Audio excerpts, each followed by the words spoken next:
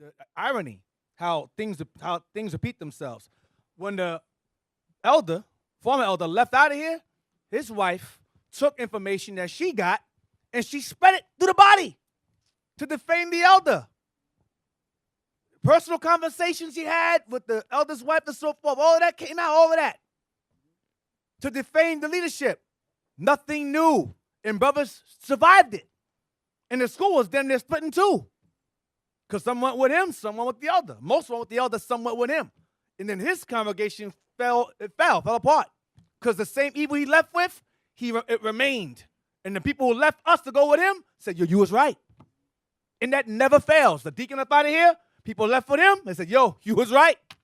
It never fails. JC had a rap lyric. He said, brother that was with us, he witnessed that. He was in the elder's house. Right. They did that little Lord of the Flies trilogy he did on YouTube. 3-hour-long trilogies or whatever. Lord of the Flies. He did his little movie, right? He watched that. And yet we're partial. Then, on top of that, you must understand, you've been around long enough to see that we deal with things in order. And so many of you who are new are not aware of that stuff. You're not aware of that. But these things have been done before. We survived it then, we'll survive it now. It's not going to change anything. And those of you who are around to see that, you're going to see other captains fall off. You're going to see other officers fall off. It happens. God forbid, you may see elders. You never know. God forbid. But things happen for a reason. Now, 2 Corinthians 13:5. So if you up there saying to brothers, yo, man, he left? I don't know, man. Something wrong. You need to go. You need to go like now. Like just walk out now. You need to go. 2 Corinthians 13:5. So I pointed it out for a reason. You have many brothers, very few brothers were around back then that are still around today. There's many more. It wasn't just these brothers raised their hand. We have many more. They're gone. We lost many. We have pictures of feast days, and half the picture and the picture is gone. You don't remember their name. I honestly don't remember their name. I don't. You don't even remember their name. Hey, the among our brothers, I think, is it hundreds or thousands? I can't. But is the among our brothers came through the door and leave? Almost everybody from the beginning that started with us left. Mm-hmm. Almost everybody that was at Bishop Nathaniel's house, everybody left, man. In my building, where I grew up in, Asaph was teaching everybody before he went to the elder's house. Out of all the people he taught in my building, I'm the only one that left. Only me. It was me, another brother. And he came in, he went off. He left. Only myself. So I've seen it before. I've seen it before I even got here. I've seen people come in and fall off. Something new. But some of y'all brothers, this is you. 2 Corinthians 13:5. 2 Corinthians chapter 13 and verse 5. Examine yourselves, whether ye be in the faith. Prove your own selves. You must do that on your own. We can't force you to do that. You must examine yourselves, whether you be in the faith. Prove your own selves. Go ahead. Know ye not your own selves? I don't know you enough. You know you better than you. Go ahead. Know ye not your own selves, of that Jesus Christ is in you, except ye be reprobates. Reprobates will say things like, I built this. I know it's a rap lyric. I think Jay-Z said, Negroes say they made Jay-Z. Yeah, he said they make another one. They say they make whole. Well, I say make another whole. Make another like make hole. Another one. So if you built IUIC, build another one. I don't know. That's some code like. If you built IUIC, build another one. Build another one. No, you rather sit back and watch us online instead, because you lack the ability to do that. So you just sit back and watch and take notes like you've been doing, even before you left, and after you left. But that's what brothers do. They claim they built something and they can't even build their own. So they sit back and watch those who they learned from to begin with, which shows the devil's on them. But again, that goes back to being reprobate and not examining oneself. When you spend years and years, a decade or more, without examining yourself, you become reprobate, and your actions become unstable. You start doing, I hate them, but I'm going to learn from them. They're wicked, but I'm going to learn from them. It's something wrong with you. You're psychologically unstable. Something's wrong with you spiritually. That's not normal. If we're wicked and we're evil, why are you watching us for? What is the purpose? Do your own thing. Start again. Build IUIC again. Your own. They can't do it because it's not us, it's them. But when you're wicked, Satan tells you, it's not you, brother, it's them. You're not the problem, they're the problem. like an abusive husband. I'm not beating you because I'm abusive. It's you. You're making me mad. It's your fault. That's what niggas do. It's not the crack. I'm not a crackhead. I just smoke crack from time to time. I don't like crack. It's the same thing. It's the same thing. You understand? So as the brothers, when you reprobate, you don't see your own fault. You fault everyone else to take all the guilt off of yourself. That's what Jake does. They've been doing it for years. That's what the elders have done that left out of here. That's what the deacons have done that left out of here. The captains have done that left out of here. It's an ongoing thing, and you're going to continue to see it. If you can't stand to see that, you need to go. Go to a congregation where all are righteous, no one ever leaves, everyone's in perfect harmony, there's no problems. Go to that congregation. And when you find it, show me so I can go there too. I want to see that. I want to see it with my own eyes. That sounds amazing. Give me Ecclesiastes 20 and verse 1. Ecclesiastes 20 and verse 1. What happens is that many of us in this truth, a lot of you brothers, like I mentioned earlier, a lot of brothers have withstood the length of the test of time in terms of trials, tribulations, congregational, marital, and what else? Personal. And personal. Many brothers who raise their hand have withstood those things. You brothers who are newly coming in, you newcomers, you young brothers, novices, you're still learning. You need to learn to be quiet and humble yourself and just follow instructions, because you've yet to experience anything. You're brand new here. Whether in here or out of state, those of you who are watching, the same goes for you. But what happens is when you're in this truth, you're going to experience situations like this. Sirach 20, verse 1. Sirach, chapter 20, verse 1. There is a reproof that is not comely. Again, some man holdeth his tongue, and he is wise. So there is a correction that is not always the kindest correction. Some correction will come, you'll be mad as hell. You'll feel you're being disrespected. You'll feel like you're being talked down to. You'll feel like you want to punch your brother in the face. Because in the streets, yo, man, what'd you say to me, man? I ain't your kid. But in this truth, you are a child. You were born again. You are a kid all over again. And oftentimes in this truth, you're going to make childish mistakes. And you're going to get corrected for it. Many times you'll find yourself being corrected, whether it is directly or you'll find yourself being corrected indirectly. Many of you brothers who've left out of here are offended because you felt like a statement was made, and it was, even though your name wasn't mentioned, it was an indirect statement against you. Let me make it very clear. Watch this. When you open the Bible, everything in that Bible that's a law is an attack against you. What do I mean? If you are a drug dealer, the Bible is indirectly talking against you. If you are an idolater, the Bible is indirectly talking about you. If you are an adulterer, the Bible is indirectly talking about you. If you are violent towards your parents, if you are a pimp, if you are a whore, if you are homosexual, if you are effeminate, weak, the Bible is talking about you indirectly. So do you throw the Bible away? I can't follow that book. It's talking about me. That's why many of our people hate the Bible, because it has things in there that they know that's me. I don't like that. I ain't following that book. Because it has laws in it that make you feel what? Convicted. It's a book of conviction. And so if you can't take indirect criticism or scriptures, you're in the wrong place. You are in the wrong place. Because every word in this book is an indirect criticism against you. Every word. You're battling a thieving spirit, it's talking about you. Thou shalt not steal, it's talking about you. If you're battling an adultery spirit, thou shalt not commit adultery, it's talking about you. If they're battling idolatry, crack, cocaine, whatever, that's idolatry of the gods and so forth. That's talking about you. So if you're offended by indirect statements, the Bible is not for you. It is not for you. Read again. There is a reproof that is not comely. Again, some man holdeth his tongue, and he is wise. Verse 2. It is much better to reprove. It is much better to correct someone, go ahead, than to be angry secretly. than to be upset with them secretly. So if I have an art with you or issue with you, and I bring it out directly to you, the Lord's saying that's better than you holding it in, and over time begin to do what? You begin to despise me, hate my guts. And brothers who've left out these doors, whether from the present, and to the past, well, from past to present, that was their issue. They had an issue with a brother or brothers for a long time, and rather than correct, they hold it in. And then they hold it in, and it becomes resentment. And that root of bitterness sprouts out and consumes them to the point where they're unreachable. Now you can't talk to them no more at all. Now they're rambling. Now they're doing videos. Now they're losing their mind. Now they're on different doctrines. That's what happens when you don't reprove. Read again, verse 2.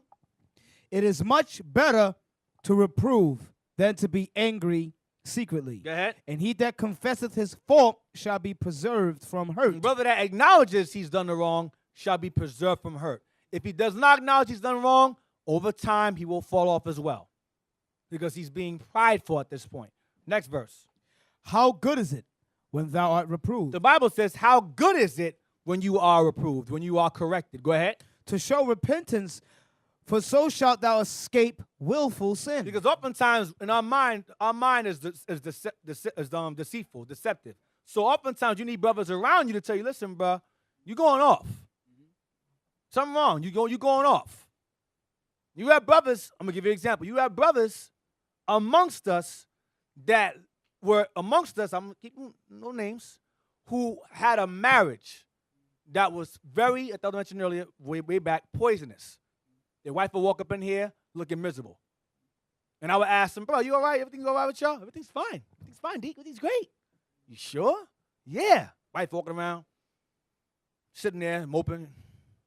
I said, yeah, everything's, I'm looking at his wife. You sure? Yeah.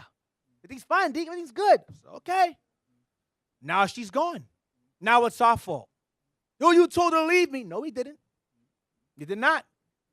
But what happens is that guilt, that sense of failure overcomes them. They go, damn, I destroyed my house. Satan goes, no, brother, it wasn't you. It was them. It was them. Yeah, God, it was them. Satan's like, yeah, I'm God. Yeah, it's them. That's what happens. And so that's delusions. And so brothers start to have what I consider to be a mental breakdown. They start talking reckless, doing crazy videos. I'm illegal. I'm crazy. I stole money. Then we're right. Then we're wicked. It's craziness. I stole money from brothers. Okay, brother, keep the money. Oh, man, you're wicked. You want me to keep the money? You're wicked. How? You stole the money.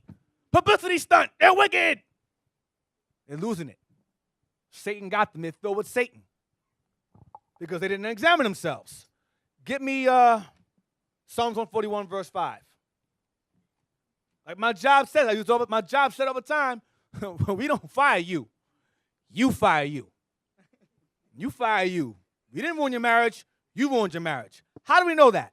The Lord says, what God has joined together, let no man put asunder. If you're a righteous man doing the work of the Lord, how can a man come into your household and destroy your marriage if you're the good man of the house? Scriptures also say, he that troubleth his own house shall inherit the wind. So are you B, troubling your house, or are you A, the good man? If you're the good man of the house, the man can't go in there and take it apart. But if you're a reprobate, you can't tell the difference. So now it's everyone's fault. Oh, you're wicked. You told her to leave me. No, brother, we didn't. That's your own actions. Because what God joined together, no man put asunder. But again, when you reprobate, the Bible is out the window. And emotions take over. Controlled by the devil. Psalms 141, verse 5. The book of Psalms, chapter 141 and verse 5. Let the righteous smite me. It shall be a kindness. Let the righteous smite me, meaning hit me, correct me. It shall be a kindness. Because what you feel, smite means hit you, to strike you. So in your mind, you're like, yo, why'd you hit me for? Why'd you hit me for? Now realizing that it's a kindness. Read on.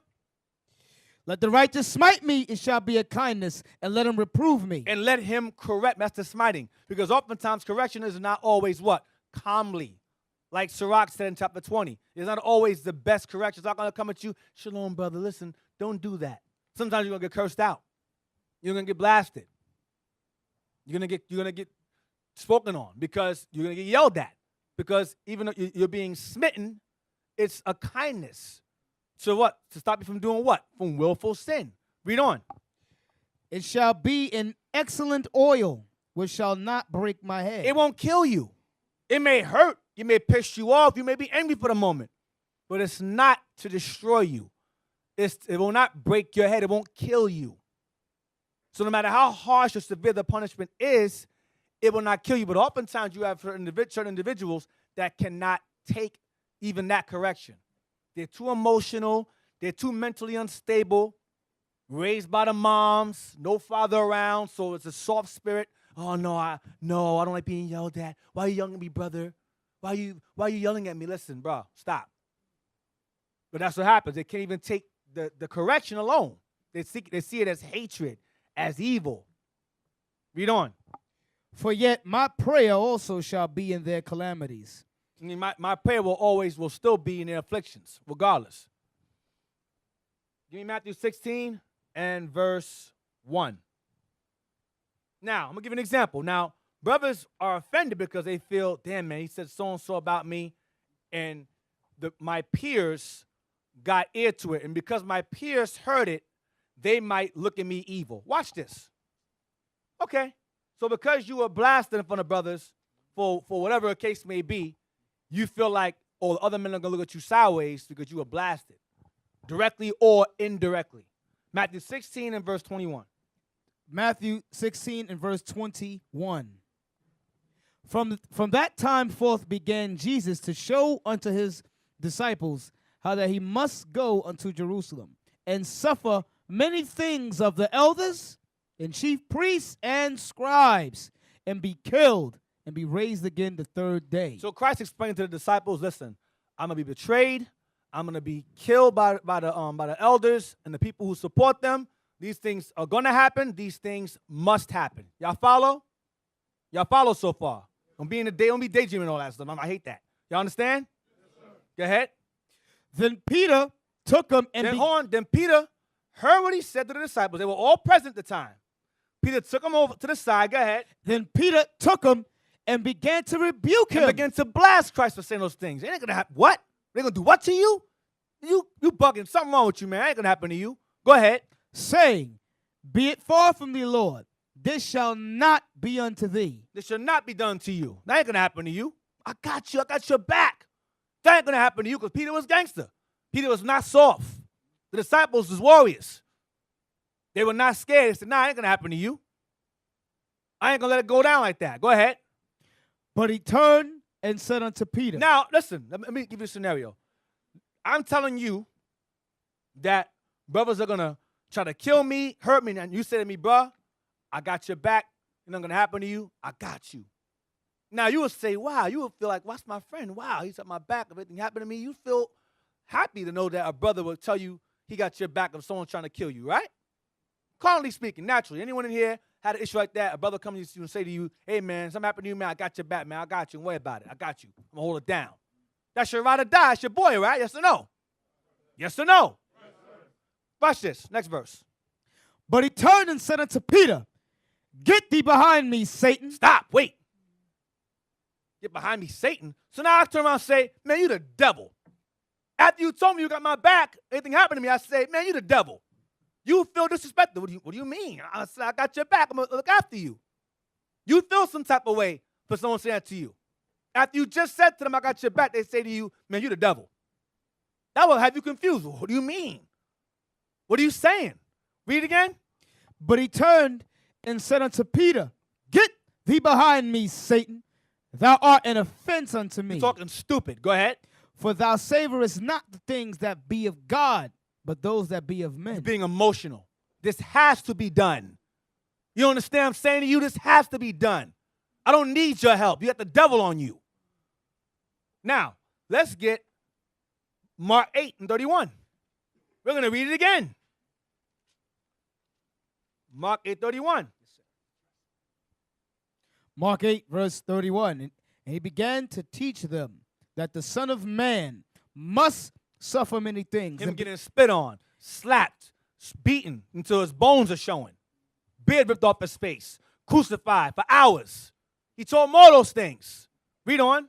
And be rejected of the elders and of the chief priests and scribes, and be killed, and after 3 days rise again. Go ahead.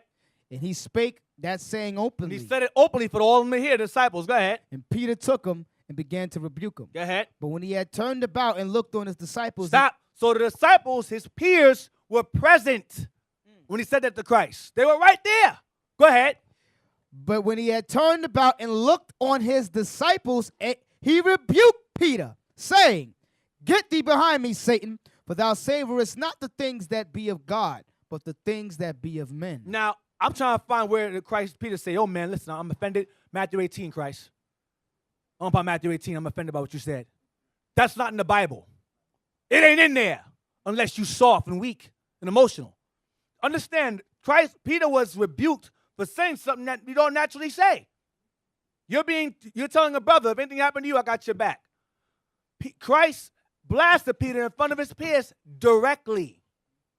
We have to learn this truth to not be emotionally moved by small things. For example, let me give an example with myself as an example. The elder will say to me, walk up to me and go, hey, man, what's going on with you, man? I'm good, I'm good, elder, I'm good. Yeah, stay in the spirit. And I'll be like, oh, okay, I'll stay in the spirit. And I'm all confused. Now, the emotional me will say, how are you talking about? I'm good. But the spiritual me will say, you know what? He sees something, I'm good. I understand. Thank you, elder. I'll keep that in mind. Hey, But, you understand what I'm saying? That's what he does all the time. Deacon, can I use you for example? Yeah. Okay. I'm going to use you as an example. Come on. No, brothers already know. So, this is a learning experience. Yeah. No. Thank you. Okay, all right. Appreciate you. All right. Anyway. Stop embarrassing me. Anyway. Read on. All right. The point is, I got embarrassed real bad by the elder. Real bad. Real bad. I'm going to leave it like that. Real bad. And I ate it. I was furious. Furious. For the whole day, I was mad. And I was like, stay in the spirit. And I had reasons not to be in the spirit. I had a big reason not to be in the spirit. Thank you, Captain. I know you know. Thank you. A big reason. But again, by me staying in the spirit, that day, that milestone was epic. That was the greatest thing we've done in Israel for a long time. It made us very known. Celebrities saw it. If I got emotional and acted out that day, it would have disrupted everything. I would have walked out. I'm walking over there. It would have disrupted everything. But by me staying in the spirit and eating it, everything went well. It flowed smooth. I got over it. I moved on. It went well. But I didn't allow myself to get emotional, even though I had reason to be emotional. I said, nah, I'm not going to do that because it's bigger than me. This is bigger than me. We have work to do. I don't have time to be emotional. You have 800 men here that are here to learn and be guided on how to become leaders. It's beyond me. I'm going to eat it. It's whatever. And move on from it. And I learn from it, and that's it. But some brothers, like I said before, and I built like that.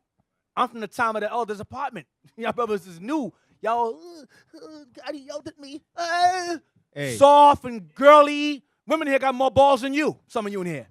Oh. Some of y'all here soft as hell. Ain't no line too. And you haters watching, y'all soft too. Hey. To emasculate you. You don't have no balls to emasculate. You have no balls to begin with to cut off. Damn. Go ahead. Hey, one of the bishop that left, right? The bishop that left in the beginning when we was at Bishop Nathaniel house, he always used to tell me, yo, be quiet. He always used to say to me, he said, listen, man, you gotta have thick skin in this truth. That's what he always used to say. He said it to you too? Yeah, that's one of the bishops that end up leaving. You understand? He used to tell me when I was young, I was like, 22, 23? He said, listen, man, in this truth, you gotta have thick skin. You gotta have thick skin. You understand? Because if you don't have thick skin, guess what? You're gonna easily be offended. Because the scripture said offense gonna come. You understand? Who is he? So you brothers must learn to have thick skin, man. You understand? You that weak emotional spirit, you can't have that spirit on you. I don't know if the bishop remember, but this is like the second time I'm meeting him. I had him waiting outside in the car for like half an hour. He when I got to his house, he like, yo, man, you got the devil. He cursed me out. I'm like, I got the devil on me. I'm like, yo, whatever. You know what I mean? How but the thing about it, you got to have thick skin, man. So when you get corrected, when you see brothers get corrected and they bug out and they leave, that's because brothers do not have thick skin. You understand? You know, that's because you got that weak, emotional, sensual spirit. That's the spirit you're rolling in. You understand? And that's not the spirit of Christ. You understand? When you get corrected, Deacon Aiton brought it out in the scriptures. It says, when you get, not all correction is comely. You understand? Some correction is rough. You might say, damn, why these brothers talk down to me like that? You know, some of y'all, we going to let you all know you do some dumb stuff. We going to correct you.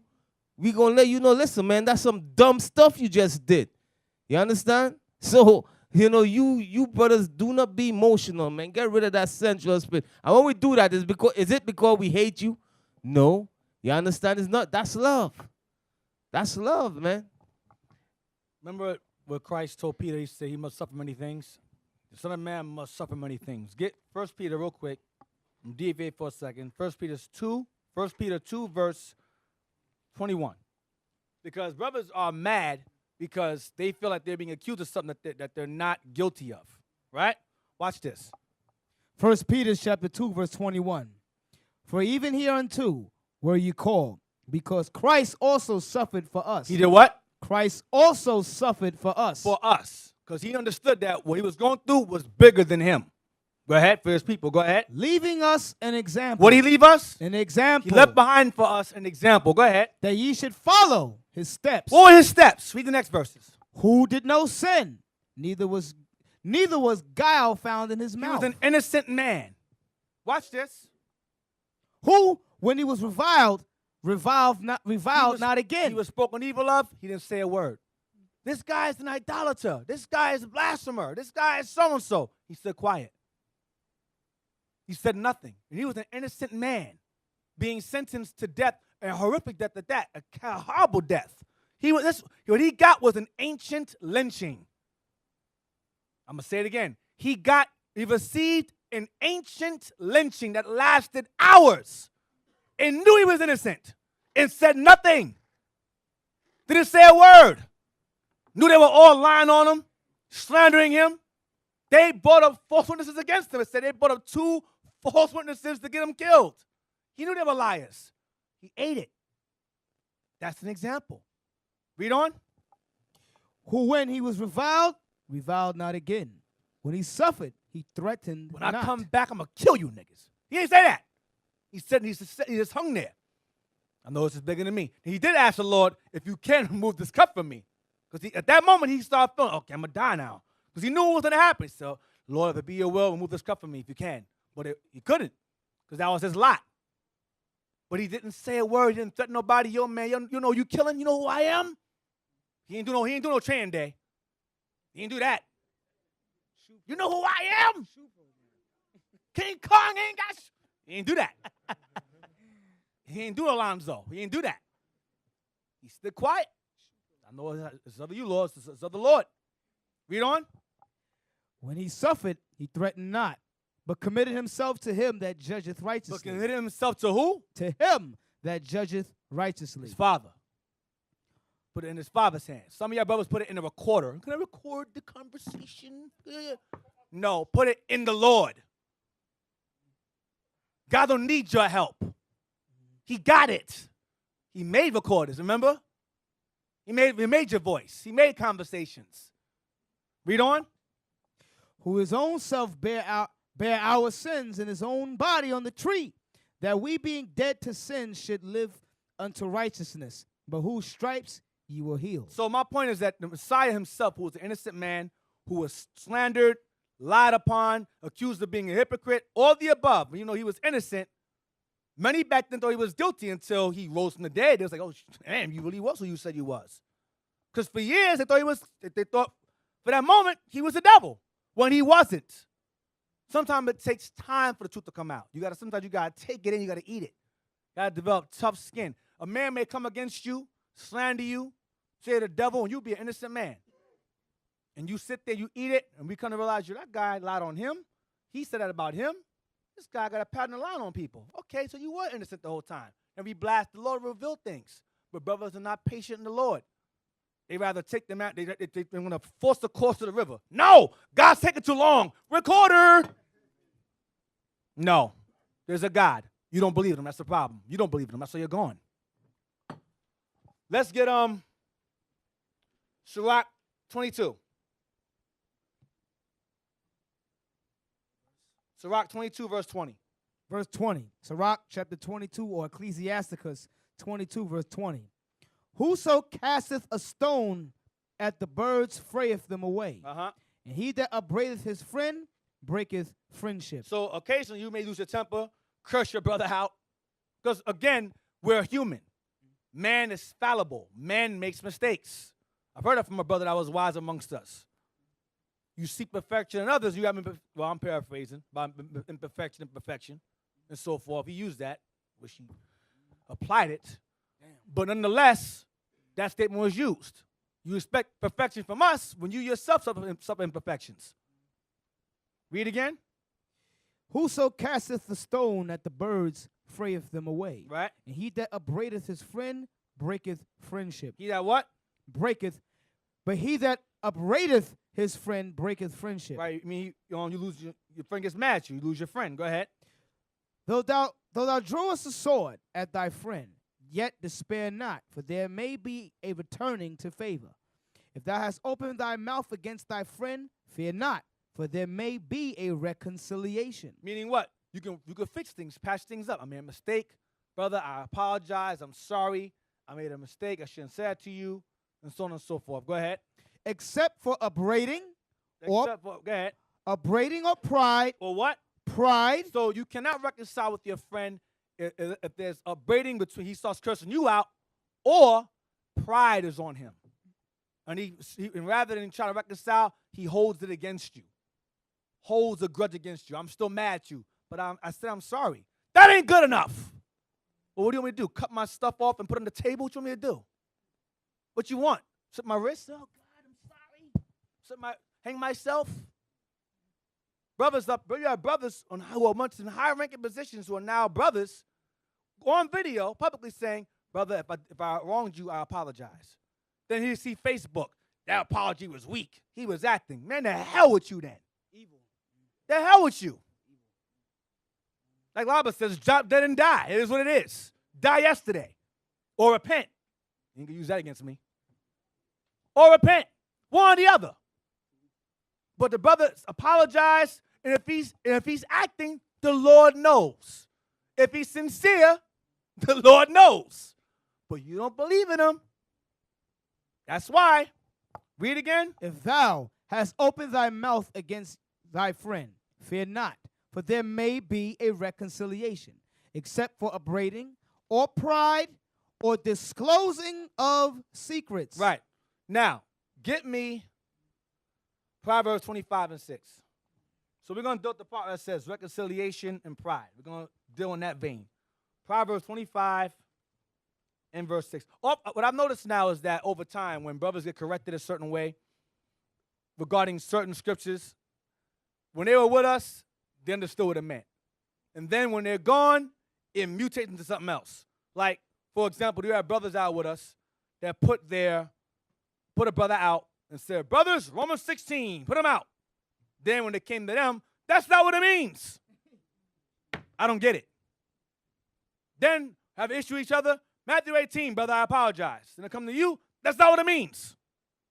Now it changes now. That concerns you, now it changes. Let's see where Matthew 18 came from. Proverbs 25, let's see where the Messiah got Matthew 18 from. Proverbs 25 and verse 6. The book of Proverbs, chapter 25, verse 6. Put not forth thyself in the presence of the king, and stand not in the place of great men. Well, I'm sorry. We're going to start from there. We're going to lead up to Matthew 18. Read verse 6 again. I'm sorry. Put not forth thyself in the presence of the king. Don't try to exalt yourself as if you're equal to someone of higher position than you. Go ahead. And stand not in the place of great men. Don't try to put yourself equal to men that are elder than you. You have men that left out of here for that same reason. I never saw him as an elder. I never saw him as a spiritual father. I saw him as a brother. Read verse 6 again, please. Put not forth thyself in the presence of the king, and stand not in the place of great men. You see, real men understand, even in the world, carnal gangs understand captains and so forth. Yep. In the truth, we're all brothers. We're all the same. But in the police department, in the teams, In a hospital, you have doctors, you have nurses, but when it comes to the truth, we're all equal. Really? So the janitor in the hospital can perform surgery like a doctor can? So I can go to the janitor. I don't need a doctor. Janitor, the mop, you, take this blood out my chest. Take the blood out my chest. No, we ain't doing that. He's not a doctor. You understand? In life, there's always a chain. She king of the jungle, the lion, there's a chain. So to say, oh, we're all equal, that's not nature. Nature don't work that way. There's such a thing as equality. That's not how things work. That's not how God works. Even there's many angels in heaven. Christ is the top one. They don't all say, you're an angel, I'm an angel, we're all equal. That ain't in the Bible. That's right. Christ is the firstborn. He made everything. Satan answers to the Lord. I'm Satan. I have my own men here. We're equal. Michael, Gabriel, me, Christ, we're all equal. If it's not like that in the heavens, how in the hell is it like that here? Where you get that from? Cora, I'm sorry, whatever your name is. Read again. Put not forth thyself in the presence of the king, and stand not in the place of great men. 7. For better it is that it be said unto thee, come up hither, than thou shouldest be put lower in the presence of the prince whom thine eyes have seen. It's better that someone asks you to come up forward than you go, yeah, I know, I'm special. I'm going to go up there. King goes, hey, who the hell are you? Sit over there. You got to make sure you're called first. You got to know. In other words, he's saying, know your place. That's what Solomon is saying. Know your place. You're not a king. You're not the great man. You're a younger man. Sit yourself down somewhere. Go ahead. Go not forth hastily to strive. Then he goes on to another topic. Go not forth hastily to argue, to strive, to fight. Go ahead. Lest thou know not what to do in the end thereof, when thy neighbor hath put thee to shame. Because you're trying to fight. He's trying to resolve a situation. You still trying to battle. He's saying, don't do that. Read on.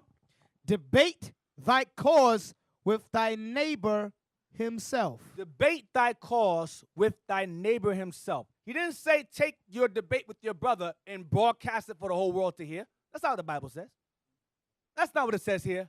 Read again, please. Debate thy cause with thy neighbor himself. Debate your cause with your neighbor himself. Go ahead. And discover not a secret to another. Do not disclose the information or your debate to other people that you have with that one brother. That's law. That's what the Bible says. I'm not sure what it says in the YouTube world or Facebook world you're in, this imaginary retard world that you're living in. But in the Bible it says, discover not to another. Between you and him alone. Not you, him, and his mama. That's not what it says. Read on. Lest he that heareth it put thee to shame, and thine infamy turn not away. Because now people know you as a snake. Now you slick. Oh, you recording conversations? You can't trust that nigga over there. I can't trust him. Now you infamous now. The whole world knows that you are a snake now. That you can't be trusted in conversations. Because you on the other side like this. What you say? Yeah. Hold on a second. What'd you say again? That's how people know you now. That's how I know you. Now you can't be trusted at all. The book of Matthew, chapter 18 and verse 15. Moreover, if thy brother shall trespass against thee, go and tell him his fault between thee and him alone. I read that earlier, between thee and him alone. That was in Proverbs 25, verse 7 or 6. Let me verse 8. 9. Thank you. Verse 9. Go ahead. If he shall hear thee, thou hast gained thy brother. Hold on. No, alone. I want the alone first. Yes. Read on. Moreover, if thy brother shall trespass against thee, go and tell him his fault between thee and him alone. If he shall hear thee, thou hast gained thy brother. If he hears you, there's no pride, there's no upbraiding, there's reconciliation. You've gained your brother. Like it said in Sirach, there's reconciliation. There's no pride in him, no anger in him. You've gained your brother. Problem solved. Resolutions established. You're good. Go ahead. Verse 16. But if he will not hear thee. But if he is not listening to you because of that pride, that anger, that bitterness that's in him or her, she will not hear you. Go ahead. Then take with thee one or two more. Then you must now bring forth counselors. officers, whatever the case may be. Go ahead. One, two more. Go ahead. That in the mouth of 2 or 3 witnesses every word may be established. Between the party, between the one that the issue, and the one they're trying to resolve it with. All right. Now watch this. Where do you get that from? 2 or 3 witnesses. Get Deuteronomy 19 and verse 15. Deuteronomy 19 and verse 15. Let's see where he got 2 or 3 witnesses from. Or did he just make it up? Deuteronomy 19 and verse 15. Deuteronomy chapter 19 and verse 15. 1 witness shall not rise up against a man for any iniquity. 1 witness can't say a word against anyone. At all. None. Read on. Or of any sin. Or for any sin. I saw a brother steal so-and-so. Okay, well, that's just you. Anyone saw it? No. Then you can't entertain it. Brother said so-and-so. Was there a witness? No. Then you can't entertain it. One's not enough. Must be more than one to go against a brother. Read again. 1 witness shall not rise up against a man for any iniquity or for any sin, in any sin that he sinneth. At the mouth of 2 witnesses or at the mouth of 3 witnesses shall the matter be established. So there has to be more than one. So if I witness an evil and I say I saw it and there's no one else I can bring forth that also saw it, it's dismissed. It is not a one witness will say, well, damn, that's not fair. I saw him do so-and-so and there's no one else that saw it. That's not right. They'll hold a grudge. But understand, I'm going to prove to y'all that there is a God. Even if there's 1 witness and there's not other 2 or 3 that saw it, the Most High will reveal it in time. He says, mouth of 2 or 3 witnesses, everywhere be established. That's where he got it from. So now, what are we reading to? Read down. Verse 16. If a false witness rise up against any man to testify against him that which is wrong, then both the men between whom the controversy is shall stand before the Lord, before the priests and the judges, which shall be in those days. Read again, 17.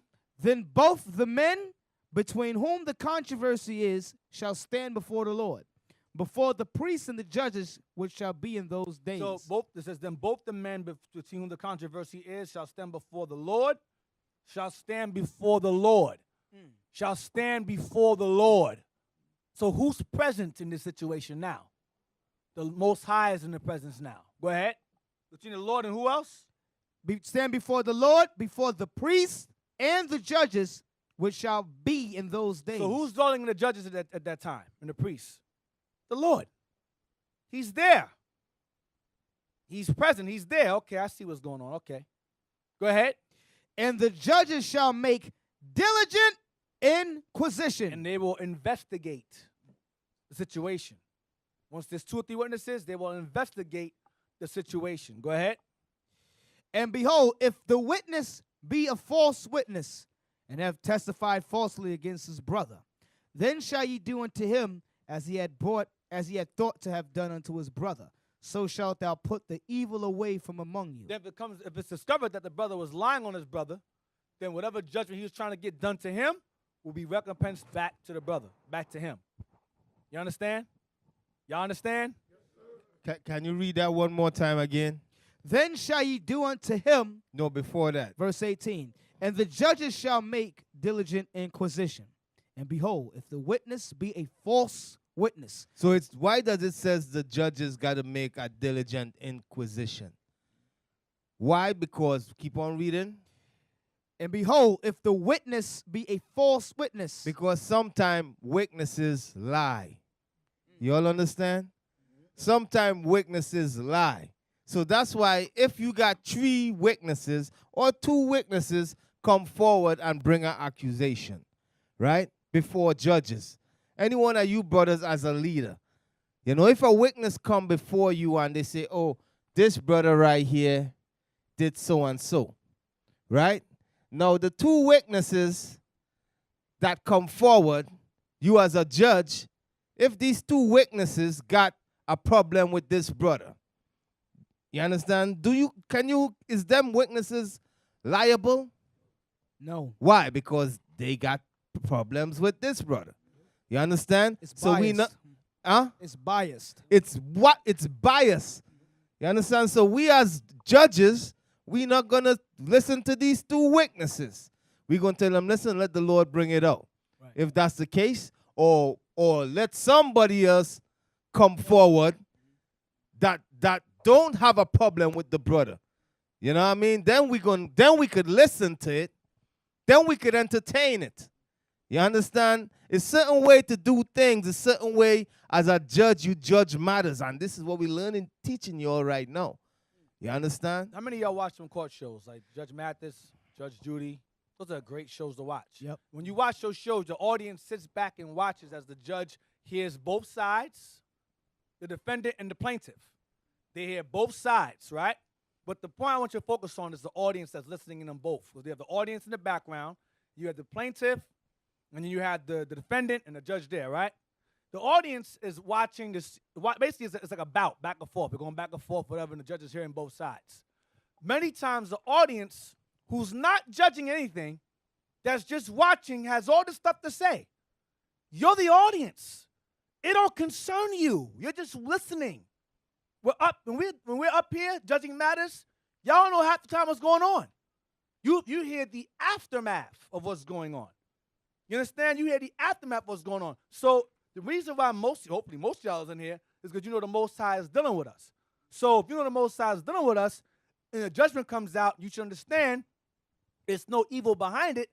It's the Lord behind it. And what happens is usually a lot of brothers and sisters are impatient when it comes to figuring out if we're right and what we judge are wrong because they don't believe in the Lord. They're hasty. So, for example, I mentioned earlier about how elders and deacons are walked out of here, right? I mentioned that earlier. And people was like, yo, man, he left. Yo, man, something wrong. I'm out. Oh, so-and-so left. I'm going with him. Then it took years. And they spent time with those brothers that walked out of here. They was like, yo, man, what they said about you, it was right. They judged rightly. It didn't take the same day. It didn't take weeks. It took years. But over time, it was like, yo, you wasn't right. And you see this now, since the brothers have been gone, the large growth, the moves that have been made, you're like, yo, the Lord's dealing with us.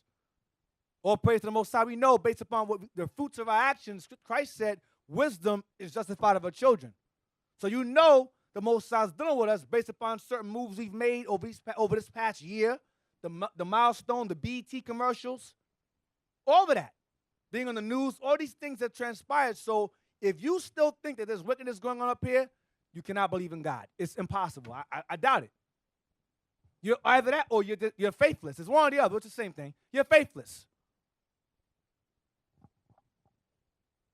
Get Matthew 18:20.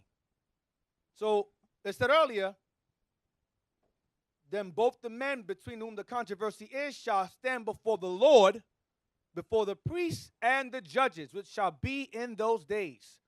Matthew 18:20. Watch this. Matthew 18:20. For where 2 or 3 are gathered together in my name, there am I in the midst of them. So the Lord is there when there's 2 or 3 gathered. The Lord's always present. That's where they got this from. Deuteronomy. Always present. Give me the history of Susanna now. The history of Susanna. One of my favorite histories. Favorite. Because it revolves around Matthew 18. It revolves around Deuteronomy 19.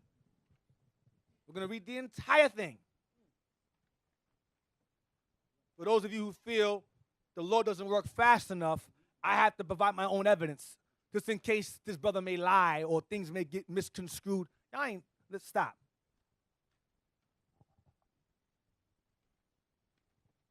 The Apocrypha, if you have the Apocrypha, it's page 109.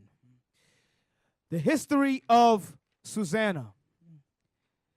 There dwelt a man in Babylon called Joachim, and he took a wife whose name was Susanna, the daughter of Chelcias, a very fair woman. Very beautiful woman. Go ahead. And one that feared the Lord. Go ahead. Her parents also were righteous and taught their daughter according to the law of Moses. Go ahead.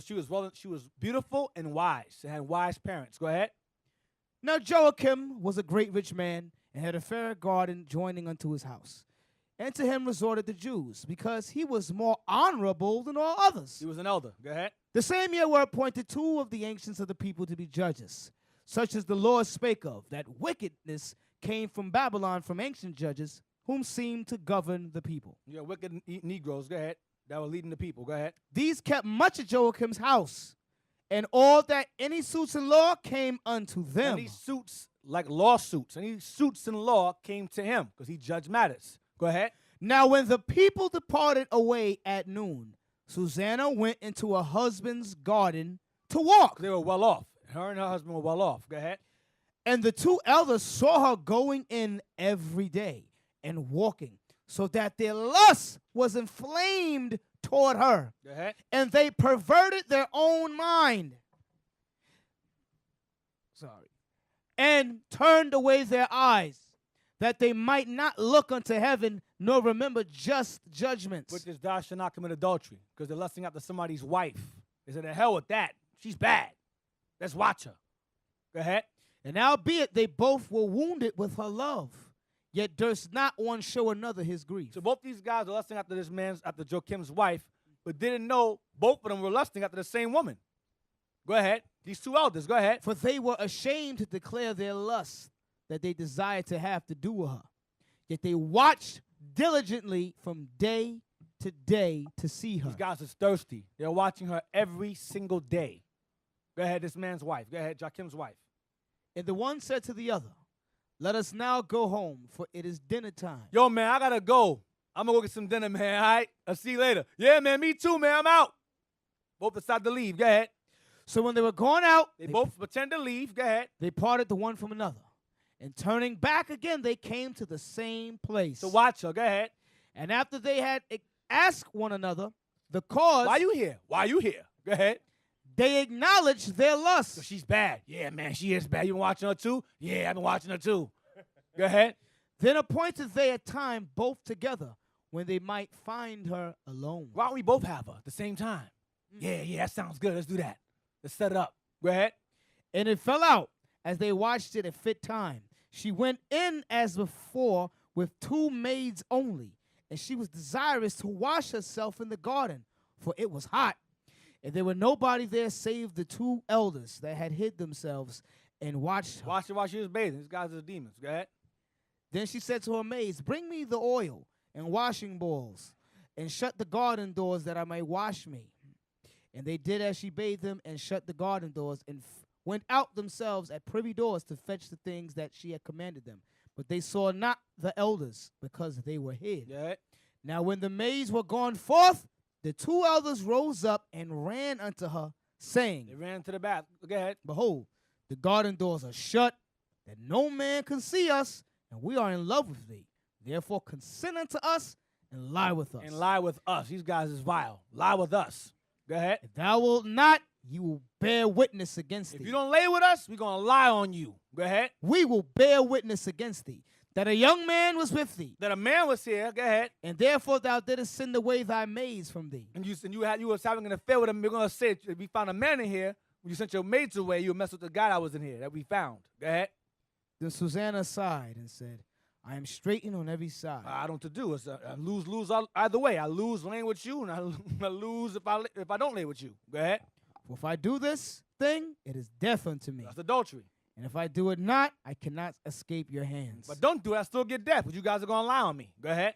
It is better for me to fall into your hands and not do it than to sin in the sight of the Lord. So I'd rather you guys judge me for lying than give in to your demands. Go ahead. With that, Susanna cried with a loud voice, He cried. Go ahead. and the 2 elders cried out against her. Then ran the one and opened the garden door. So when the servants of the house heard the city in the garden, Got the cry in the garden. so when the servants of the house heard the cry in the garden, they rushed in at a privy door to see what was done unto her.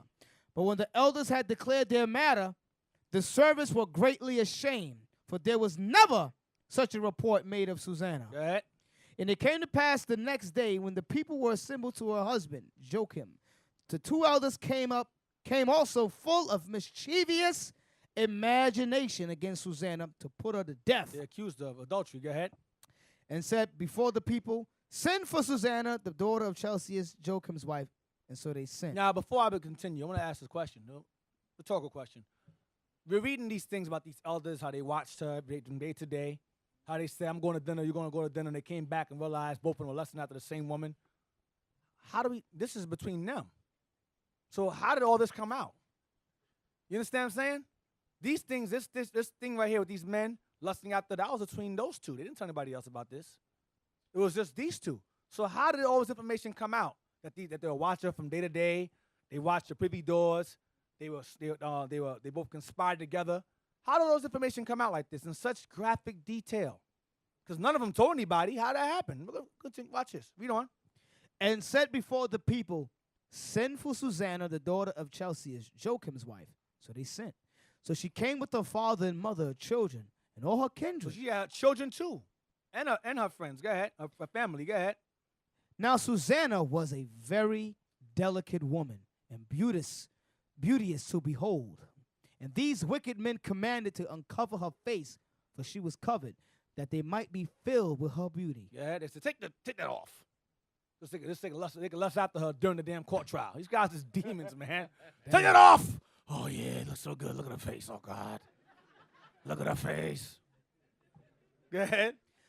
Therefore, her friends and all that saw her wept. Uh-huh. Then the two elders stood up in the midst of the people and laid their hands upon her head. Go ahead. And she weeping looked up toward heaven, for her heart trusted in the Lord. So whatever happens, Lord, is because of you. I can't fight against this. Go ahead.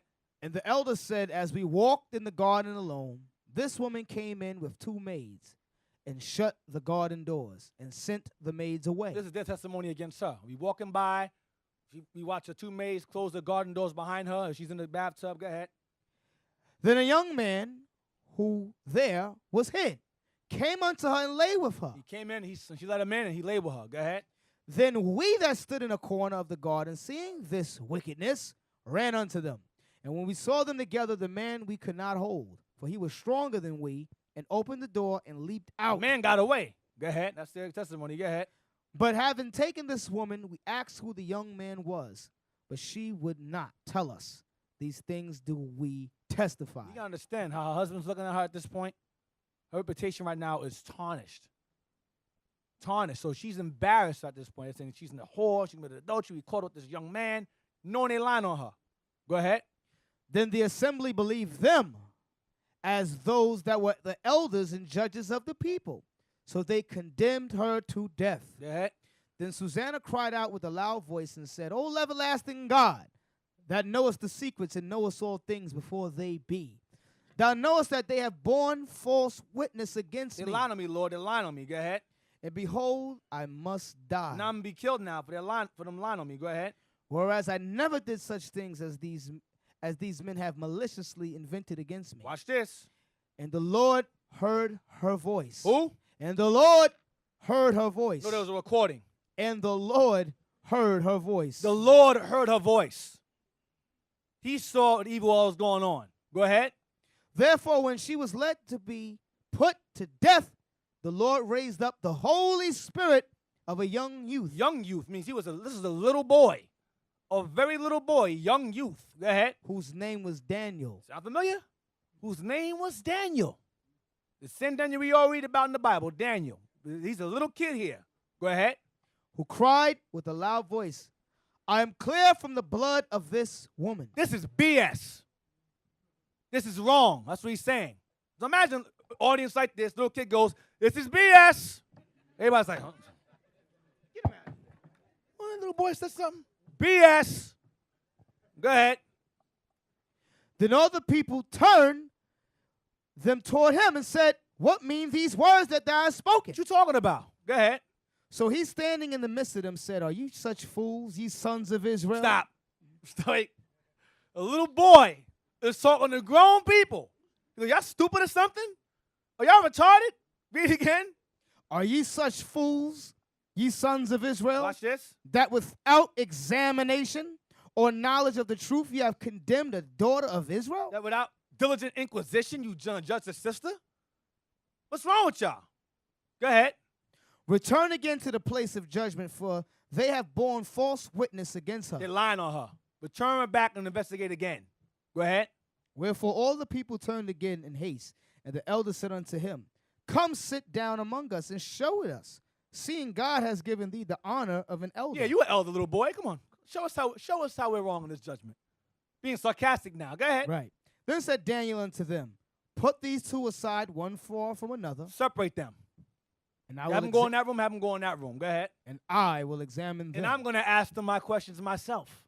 Little boy, I'm going to question them myself. Go ahead. So when they were put asunder one from another, he called one of them, and said unto him, O thou that art waxen old in wickedness, You old and evil. You old, evil Negro, you. Go ahead. now thy sins which thou hast committed aforetime are come to light. Stop. The sins that you committed before have come to light. So Daniel's telling him, I've seen what you've done before. This isn't the first time you've done this. So now you know why or who wrote this to know what they were doing before. Watching her from day to day. So the Lord showed Daniel all those things. And Daniel explained to them in the beginning of the chapter what they were doing, lusting after her and so forth. That's who was revealing it. Read again. O The bottom thou, part, now thy sins. now thou sins which thou committed aforetime are come to light. You about to get exposed. Go ahead. For thou hast pronounced false judgment, and hast condemned the innocent, and hast let the guilty go free. Go ahead. Albeit the Lord saith, The innocent and righteous shall thou not slay. And the law says, according to Exodus 23:7, do not kill or judge innocent people.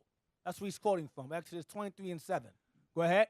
Now when if thou hast seen her, tell me, If you did see her, tell me this. Go ahead. under what tree sawest thou them companying together? What tree did you see them banging in under the garden? What tree was it? Did you see them under when they were committing adultery? Go ahead. Who answered, under a mastic tree. A mastic tree.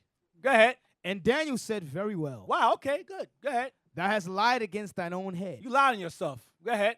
For even now the angel of God hath received the sentence of God to cut thee in The two. Lord's going to kill you. But you're a liar. Go ahead. So he put him aside and commanded to bring the other, and said unto him, O thou seed of Canaan, and not of Judah, You Hamite. You call him a Hamite. Go ahead. Insulting him now. Go ahead. beauty hath deceived thee, Beauty hath deceived you. Your lust has deceived you. Go ahead. and lust hath perverted thine heart. Go ahead. Thus have you dealt with the daughters of Israel, and they for fear companied with you. So you've done this to other sisters, and out of fear, they lay with you. The Lord showed Daniel these things. Before you were banging with Israel, sisters of Israel, you were doing this is your first time. It is not your first time. Go ahead. But the daughter of Judah would not abide your wickedness. But Susanna was like, I ain't doing that. Israel, Ephraim, y'all was like, okay, no problem. Judah was like, nah, we ain't doing that. Nah. I'm not, Susanna said, nah, I'm not doing that. I ain't doing that. Nah, just kill me. I'm offended. I'm sorry, sir. Go ahead. You want to record it? Hey, you want to record? You recording the conversation? It's already going. It's Okay, already going. I thought so. Read on. Thus have you dealt with the daughters of Israel, and they for fear companied with you. Go ahead. But the daughter of Judah would not abide your wickedness. Go ahead. Now therefore tell me, under what tree didst thou take them companying together? What tree did you see them committing adultery under? What tree? Go ahead. Who answered, under a home tree. I thought it was a mastic tree. He's saying a home tree. Go ahead. Then said Daniel unto him, Well, thou hast also lied against thine own head. For the angel of God waiteth with the sword to cut thee in two, that he may destroy you. With that all the assembly cried out with a loud voice and praised God, who saveth them that trust in him. Who do what? Who saveth them that trust in him. That what in him? That trust in him. That's the problem with Jake now. They don't trust as a God. They just trust in the recorders. And that's why they're infamous and stupid online. That's what happens. Go ahead. And they arose against the two elders, for Daniel had convicted them of false witness by their own mouth. Go ahead. And according to the law of Moses, they did unto them in such sort as they maliciously intended to do to their neighbor. Dear sister, go ahead. And they put them to death. Thus the innocent blood was saved the same day. Go ahead. Therefore Chelcias and his wife praised God for their daughter Susanna, with Joachim her husband, and all the kindred, because there was no dishonesty found in her. Go ahead. From that day forth was Daniel had a great reputation in the sight of the people. So now we know who explained and revealed all the evil they were doing in the past and up until the time of Susanna. Daniel explained these guys is lusting, this and that. We're reading what Daniel told everyone, and they wrote it down. The scribes documented it. You understand? So the Lord reveals things to the people. The Lord will reveal things. He'll bring things out in his time. Not in your time, Negro, in his time. Give me Matthew 18, verse 16 now. Go back there again. Matthew chapter 18 and verse 16. But if he will not hear thee, then take with thee one or two more, that in the mouth of 2 or 3 witnesses every word may be established. Go ahead. And if he shall neglect to hear them, tell it unto the church. Right. If you will neglect to hear them, the judges and so forth, let them go to the church. Go before the elders now, leadership now. Go ahead. Tell it unto the church. But if he neglect to hear the If church, you neglect to hear the leaders now, the leadership, go ahead. let him be unto thee as an heathen man and a publican. And if he neglects to hear the counsel to reconcile, let him be now as a heathen and publican man. You know what that goes with? Heathen and publican man, heathen man and publican? Romans 16. Have no company with them. That mark them that cause divisions. Treat them as heathen. Do we deal with heathens in here? Nope. No, we do not. Y'all understand? But people will bypass that. Romans 16, that's not what it means. Verse 18 says, and says, let him be unto thee, let him be unto you as a heathen man or woman and a publican, because Israel did not like publicans. They didn't company with them. Publicans hung out with publicans. Or the ungodly hung out with the ungodly. Y'all understand? So Christ made it clear, if they will neglect to hear the church, bring witnesses first, they try to work it out with them, witnesses there. Now I ain't trying to hear y'all either. Okay, go to the leadership then. Go to the higher ups now. Because they ain't trying to hear it. If we try to fix it, I ain't hearing y'all. Captain's office, whatever, I ain't trying to hear y'all either. All right, then get out. Go with the rest of the heathens then. Go with Satan. That's what the heathens' God is. Satan, go with them.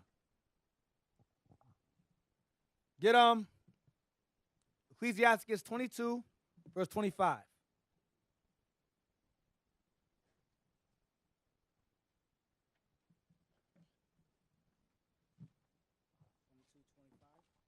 Sirach chapter 22, verse 25. Make sure I start one. Hold on.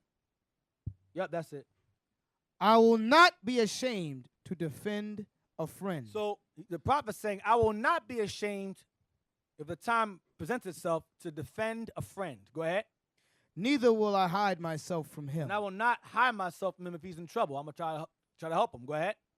And if any evil happen unto me by him, If any evil happens unto me by my friend who I defended when he was in trouble, go ahead. everyone that heareth it will beware of him. I'll give you an example.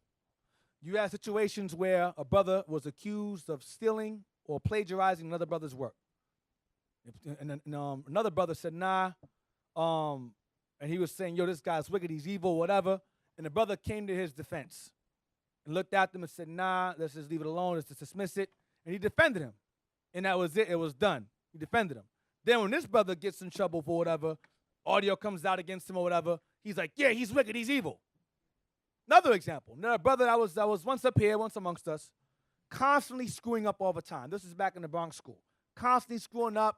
Brothers blasting him. They blasting him. He gets mad, throws his pins down the table. Weak, crying, weak, whatever. And me and Labo always good on this brother all the time. Then brother came up and said, you brothers are being rough on him. You're being hard on him. Y'all shouldn't be like that towards him. And we said, all right, no problem. Because he was a brother that ranked over us. He said, okay, understand. But leave him alone. Leave him so-and-so. And we stood back. And the brother decided to escape us, constantly blasting him. He moves over there with him. Then this brother, who defended him, he has a problem with him, and now he goes and embarrasses him. So the scriptures say, read the bottom verse again, the text on 26 again. And if any evil happen unto me by him, So if I go out my way to defend a brother who's in trouble, and then I'm in trouble, and he goes out of his way to destroy me, all right, my reputation, go ahead. And if any evil happen unto me by him, everyone that heareth it will beware of He'll him. become infamous. Because he was defended by the brother, and the same brother that defended him, he attacks and slanders. So the Lord is saying, beware of people like that. Beware of them. They come to defend you, look after you, and then you spit back in their face. Bible says, beware of men like that. Beware of sisters like that. Beware of them. Give me 1 Kings 12. You forget this one. You had a brother that had a videotape out there speaking much evil. Oh, a sister hit us up and wanted us to derank the brother, blast him in front of the congregation. Oh, yeah. You understand? This sister keep hitting. We like, what's going on with this sister? Why is she so adamant to destroy this brother? See, he was scheming and scamming. She said money. he was scheming. The brother was scheming, scamming money from the congregation, scamming money from people. And we Her? right from her. You know, and this brother, he charging for his service and stuff. We like, yo, listen, we are not. Why this sister is so adamant to destroy the brother? We told the brother, listen, you got to fix that. You understand? That's evil. You got to stop doing that. And we handle it. Right. But the sister wanted us to destroy the brother. Mm-hmm. And the same brother, he stood up and... They were partial and wicked and so forth. You understand? Beware of him. Oh, man. Beware of them. 1 Kings 12 and verse 12. 1 Kings chapter 12 and verse 12. I'm sorry, verse 1. Chapter 12, verse 1. I'm sorry. Chapter 12, verse 1. 1 Kings 12 and 1. And Rehoboam went to Shechem. Now, Rehoboam was the son of King Solomon. Rehoboam was the son of King Solomon. After King Solomon died, his son Rehoboam took over. But when King Solomon died, he left behind certain issues and problems in Israel, taking care of his heathen women. And by him taking care of his heathen women, he put harsh burdens on the people in order to provide for his women. And those burdens remained even while he was gone, when he's dead.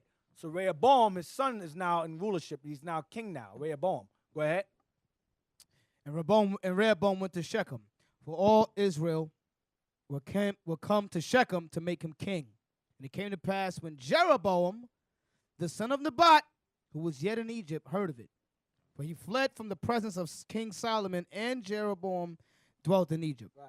Then they sent and called him, and Jeroboam and all the congregation of Israel came, and spake unto Rehoboam, saying, Thy father made our yoke grievous.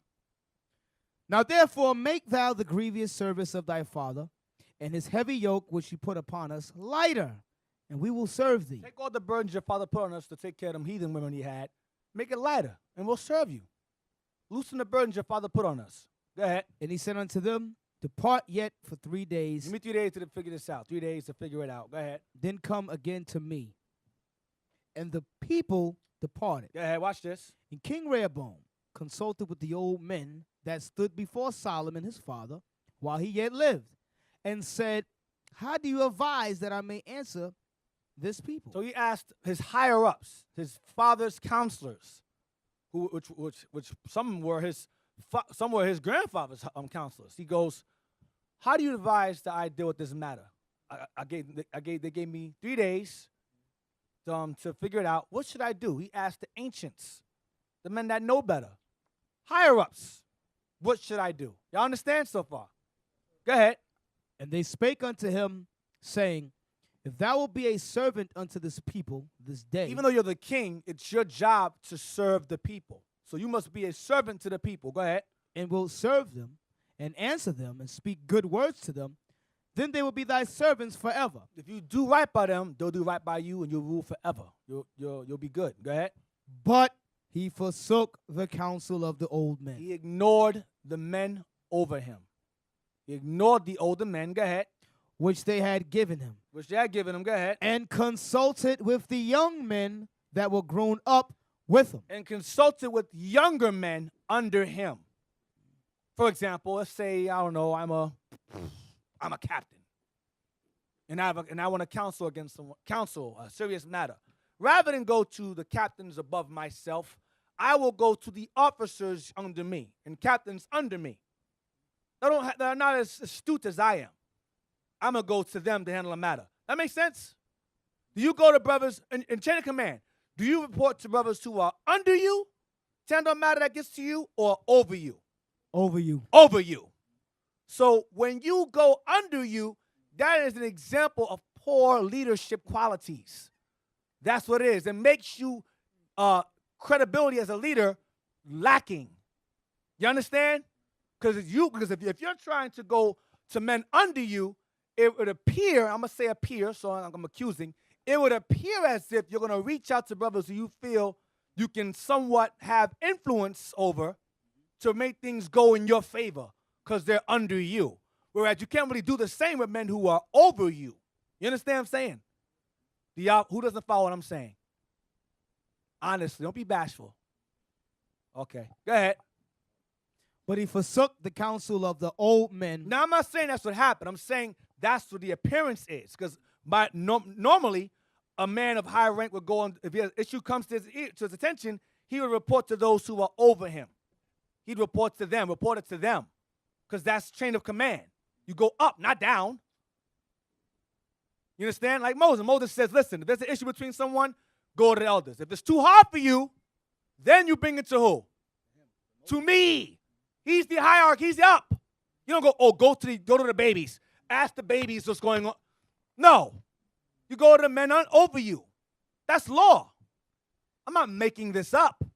Y'all understand? Go ahead. But he forsook the counsel of the old men which they had given him, and consulted with the young men that were grown up with him, and which stood before him. Go ahead. And he said unto them, what counsel give ye that we may answer this people? That we may answer this people. Go ahead. Who have spoken to me, saying, make the yoke which thy father did upon us lighter. And the young men that were grown up with him spake unto him, saying, thus shalt thou speak unto this people that spake unto thee, saying, thy father made our yoke heavy, but make thou it lighter unto us. Thus shalt thou say unto them, my little finger shall be thicker than my father's loins. Yo, listen, man, you the king, yo. You tell him you run things. You tell him, listen, man, my father is hard on you, I'm going to be even harder on you. They're telling him this. That's stupid counsel. You got to put your foot down, man. You the king now. Tell him that your little finger is bigger than your father's loins. Tell him that, man. Tell him how gangster you are, man. Tell him you run things. That's what they're telling him now. Yep. Go ahead. And now, whereas my father did lay you with a heavy yoke, I will add to your yoke. My father have chastised you with whips, but I will chastise you with scorpions. Because I'm king now. I run things now. Go ahead. So Jeroboam and all the people came to Rehoboam the third day, as the king had appointed, saying, come to me again the third day.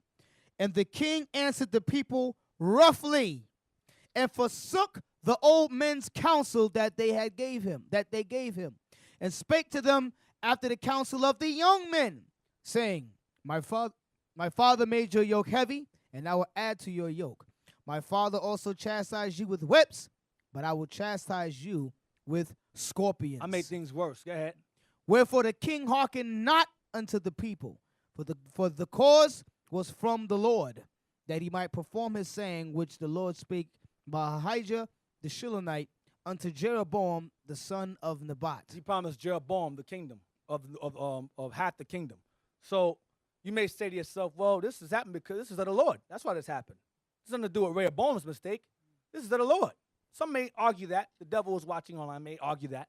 Pose that as an argument. But I got to cover my bases. Give me Sirach 47. Let's see why the Lord used Rehoboam to do this. Sirach 47:23. So rather than him go up the chain of command, he went under and made a wrong decision.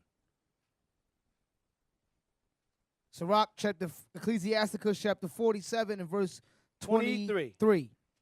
Thus rested Solomon with his fathers. Solomon died. Go ahead. And of his seed he left behind him Rehoboam, even the foolishness of the people. What was Rehoboam called? Even the foolishness of the people. He was a moron. He was an idiot. Read again. Thus rested Solomon with his fathers, and of his seed he left behind him Rehoboam, even the foolishness of the people, and one that had no understanding. One that had no understanding. That's why he went to his boys rather than go to his higher ups. He went to those who are under him. because he was foolish and had no understanding. Go ahead. Who turned away the people through his counsel. Who turned away the people and caused a split in Israel through his counsel of his moronic friends. Y'all understand? There was also... That's all I want. Nehemiah 6:1. So the Lord said, this guy's an idiot. I'm going to use him. If I'm going to split Israel in half, I'm going to use this guy right here. He ain't going to follow counsel. He's going to follow the young men. He's going to go under the chain of command rather than top. Nehemiah 6:1. Nehemiah 6:1. And make the wrongest, most dumbest decision ever. Nehemiah 6:1. Now it came to pass when Sanballat and Tobiah and Geshem, the Arabian, and the rest of our enemies heard. Who? Our enemies heard that I had builded the wall, and there was no breach left We therein. fixed it a crack. 'Cause remember, at this time, this is what I call the true Reconstruction era. The Babylonians had destroyed Jerusalem, destroyed the temple, knocked the walls down, burned the houses down. Nehemiah and Ezra were the ones that came about. Well, Joshua and Zerubbabel came and built the temple. Nehemiah and Ezra came and rebuilt the walls and the houses within the, you understand? So we're now reconstructing Israel back to its former state before Babylon destroyed it during the time of the Persian rulership. So Nehemiah at this point in time, along with the help of Ezra, they're rebuilding the walls. And the heathens are watching as we rebuild ourselves, and they're getting angry, watching Israel rebuild themselves from a low state back to their original state. Go ahead. Though at that time I had not set up the doors upon the gates. So there was still no doors yet on the gates. Go ahead. That Sanballat and Geshem sent unto me, saying, Come, let us meet together in some of the villages in the plain of Ono. But they thought to do me mischief. They tried to set him up. These heathens said, let's go meet somewhere. He was like, nah, these guys trying to set me up. Go ahead. Oh, no. And I sent messages unto them, saying, I am doing a great work. Listen, I'm busy. I'm doing a great work right now. I ain't got time to talk to y'all. Go ahead. So that I cannot come down. Why should the work cease while I leave it and come down to you? Why should I stop the work of the Lord and come talk to you for? What the hell for? Well, these are heathens now, trying to interrupt the work of the Lord. That's why Matthew 18 says, treat them as a heathen man and a publican. Because when Jake leave up out of here, and the devil gets on them, they're just as bad as the heathens. And you should treat them the same. That's what happens. And so they'll start doing things like this. Try to set you up, line you up, make you look real bad. Same thing. Read on why. I'm going to show you what they do. Watch. And I sent messages unto them, saying, I am doing a great work. He didn't even go down there. He sent his men. Listen, go tell him I said so-and-so. Go ahead. So that I cannot come down. Why should the work cease while I leave it and come down to you? Yet they sent unto me 4 times after this sort. Yet they sent him, they harassed him. Now they're asking him 4 times the same thing. Come talk to us. Come talk to us. You had brothers that left up out of here. Now they're calling brothers multiple times in different numbers, trying to reaching out to sisters, reaching out to brothers. You're gone. Start again. Leave. Why are you still here? What is happening? Why are you watching right now? What's wrong with you? Are you on medications? No, Israel. A lot of you all ask yourself. I know a lot of you all tired.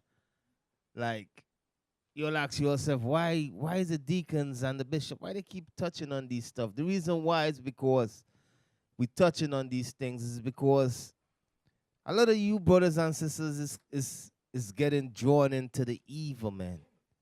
You know, a lot of you is getting drawn into the evil because you all don't listen to counsel. You understand? Now, if these men leave and they just go and just build and do what they want to do, you understand? Now, we evil and the Lord is dealing with you, then just leave and do what the Lord tell you to do.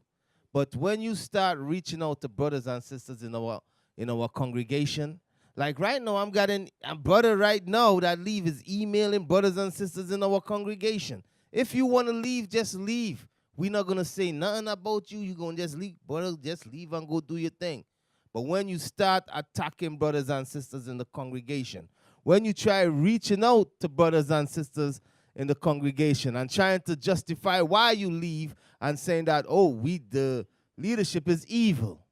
You understand? Remember, these are the same men that you laboring with, that taught you everything you know. Now they evil all of a sudden. God was dealing with them all the time. But no. Just last week, we was righteous. Right. Sitting amongst us, yo, defend righteous. I'm going to defend the brothers. Right. So, Now we're wicked. Now we're the devil. Now we're partial. It's the devil. You got to be very mindful of these grand, fancy speeches. Be very mindful of those. Read verse 5. Then Nehemiah sent 65. Sanballat his servant unto me in the like manner, the 5th time with an open letter in his hand. 5th time. Non-stop. 4 times, 5 times, constant harass, trying to reach out to him, trying to reach him. Go ahead. Wherein was written, it is reported among the heathen, and Gashmu saith it, that thou and the Jews think to rebel. So now here comes the slander. It's rumored that you guys are trying to rebel against the kingdom. Go ahead. For which cause thou buildest the wall, That's how you're trying to build the wall. You're trying to cause problems. Go ahead. that thou mayest be their king, according to these words. That you could be the king according to the witnesses I got. Go ahead. And thou hast also appointed prophets to preach of thee at Jerusalem, saying, there is a king in Judah, and now shall it be reported to the king according to these words. Now he's threatening him now. You trying to put yourself as a king now. That's the rumor is. You're trying to put yourself as king. Go ahead.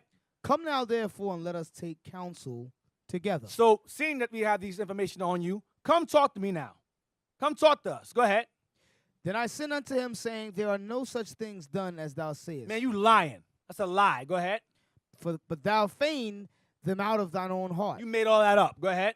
For they are all made us afraid, saying, their hands shall be weakened from the work, that it be not done. Now therefore, O God, strengthen my hands. So the heathen will always, and 2/3 alike, Jakes alike, will always try to stop the work. With all kinds of nonsensical videos, interruptions, they will try to stop the work. That's the mission, to distract you, threaten you, slander you, make things up out the top of their head. That's what heathens and heathen-minded Jakes alike do. It's always the same old thing. Give me Luke 20.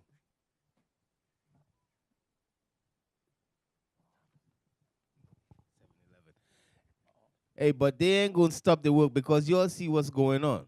We still traveling. We still going out there putting in the brick, putting in our brick. The work ain't going to be stopped. This is like some side stuff we just have to deal with, man. Mm-hmm. You know what I mean? And it really is a headache. You know, as I said, you all want to leave, just leave and go do what you all. The Lord is dealing with you. Just leave and go do what the Lord tell you to do. You understand? But do not, I keep saying, do not reach out to brothers and sisters in our congregation. You understand? Just go and build. You understand?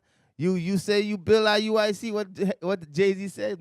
I'm paraphrasing, but that's right, what he right. said. Yeah, go put in another one. Go and build another one. Make another You hole. build this.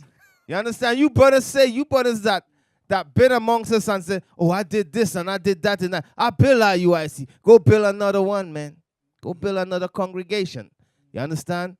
You know, then we're going to see if this brother, the Lord's Spirit is really with this brother. Mm-hmm. You understand? We'll just sit and take notes like you've been doing. Yeah. Luke 20, verse 1. Luke 20, verse 1. And it came to pass that on one of those days, as he taught the people in the temple and preached the gospel, the chief priests and the scribes came upon him with the elders and spake unto him, saying, tell us, by what authority doest thou these things? Or who is he that give this authority? Go ahead. And he answered and said to them, I will also ask you one thing, and answer me. I'll answer your question if you're going to answer my question. Go ahead. The baptism of John, was it from heaven or of men? John's teaching, was it of heaven? Was it from God or was it of man? Or was it of himself? Go ahead. And they reasoned with themselves, saying, if we shall say from heaven, he will say, why then believe ye him not? Why'd you reject him? If he says from God, then he'll ask us, why do you reject him then? Go ahead. But John preached Christ. Go ahead. But if we say of men, if we say it was of man, doctrines of man, go ahead. All the people will stone us, for they be persuaded that John was a prophet. They know that John's a prophet. Go ahead. And they answered that they could not tell whence it was. We don't know. We can't answer that question. Go ahead. And Jesus said unto them, neither tell I you by what authority I do these things. Then I ain't got to answer you either. You can answer my question. I ain't got to answer yours. Go ahead. Then began he to speak to the people this parable. So now after he finished embarrassing them, confounding them, he proceeds to talk to the audience. Watch this. A certain man planted a vineyard and led it forth to the husbandman, and went into a far country for a long time. And at that season he sent a servant to the husbandmen, that they should give him of the fruit of the vineyard. But the Came to husband, collect. Go ahead. but the husbandmen beat him and sent him away empty. Get out of here. He rejected him. Go ahead. And again he sent another servant, and they beat him also, and entreated him shamefully. This is the prophets. It's about the vineyard is Israel, and these are the prophets that were sent by the Lord, and they kept beating the prophets and rejecting them. This is a parable. Go ahead. Shamefully, and sent him away empty. And again he sent a third. Again he sent a third, and they wounded him also and cast him out. Go ahead. Then said the Lord of the vineyard, what shall I do? What can I do? Go ahead. I will send my beloved son. It may be they will reverence him when they see him. Yeah, they'll respect my son. Surely they'll respect my son if I send him. Go ahead. But when the husbandmen saw him, they reasoned among themselves, saying, this is the heir. This is the heir. This is our boss's son. Go ahead. Come, let us kill him, that the inheritance may be ours. We can be in charge. If we kill his son, we'll be in charge. Go ahead. So they cast him out of the vineyard and killed him. What therefore shall the Lord of the vineyard do unto them? So what should the Lord of the vineyard do unto them for killing his son? Go ahead. He shall come and destroy these husbandmen, and shall give the vineyard to others. He's going to kill them and give the vineyard to others. Go ahead. The vineyard to others to rule over Israel. Go ahead. And when they heard it, they said, God forbid. They heard it. They said, hopefully not. Go ahead. And he beheld them and said, what is this then that is written? The stone which the builders... So wait. They said, no, that ain't going to happen. He ain't going to kill them. God forbid. So what's Christ asking in return? The stone, which is this then that is written? So if the answer to you is no, God forbid, what's this that's written right here? Read on. The stone which the builders rejected, the same has become the head of the corner. What is that about? Go ahead. Whosoever shall fall upon that stone shall be broken. But on whomsoever it shall fall, it will grind him to powder. You get killed. Go ahead. And the chief priests and the scribes the same hour sought to lay hands on him. Tried to fight him. Go ahead. And they feared the people, for they perceived that he had spoken this parable against them. See what Christ did? He insulted them indirectly. You would say, what does this scripture mean? It's all about you. You're going to reject me, and and this stone that you reject is going to fall upon you and destroy you in the end. And they said, kill this nigga, man. Kill him. I said, we can't. People like him. Listen, look at the audience. We can't kill him yet. They were mad because he took indirect shots at them. First, he confounded them in the beginning, and he insults them afterwards, indirectly. Go ahead. Read on. And they watched him. So after they got checked scripturally by him, what did they do after? What did the evil Jakes do afterwards? And they watched him. What did they do? And they watched. What are they doing right now? And they watched him. They watched him. Watched him. Watched them. Go ahead. And sent forth spies. What do they have? And sent forth spies. Who's amongst us? And sent forth spies. Give them information. And sent forth spies. Go ahead. Which should feign themselves just men. Shalom, brother. Most High in Christ bless. Shalom, sis. Most High in Christ bless. Feign themselves spies. You think we stupid in here or something? Yo, y'all stupid out there. That's why you out there. Go ahead. That they might take hold outside with Satan. Go ahead. That they might take hold of his words. That they might do what with us? Might take hold of his words. And record them. Take screenshots. Read again. That they might take hold of his words, that so they might deliver him unto the power and authority of the government. Call the IRS. I'm going to call the IRS on you. See to practice what you preach. We should call ICE on you. Practice what you preach. Damn.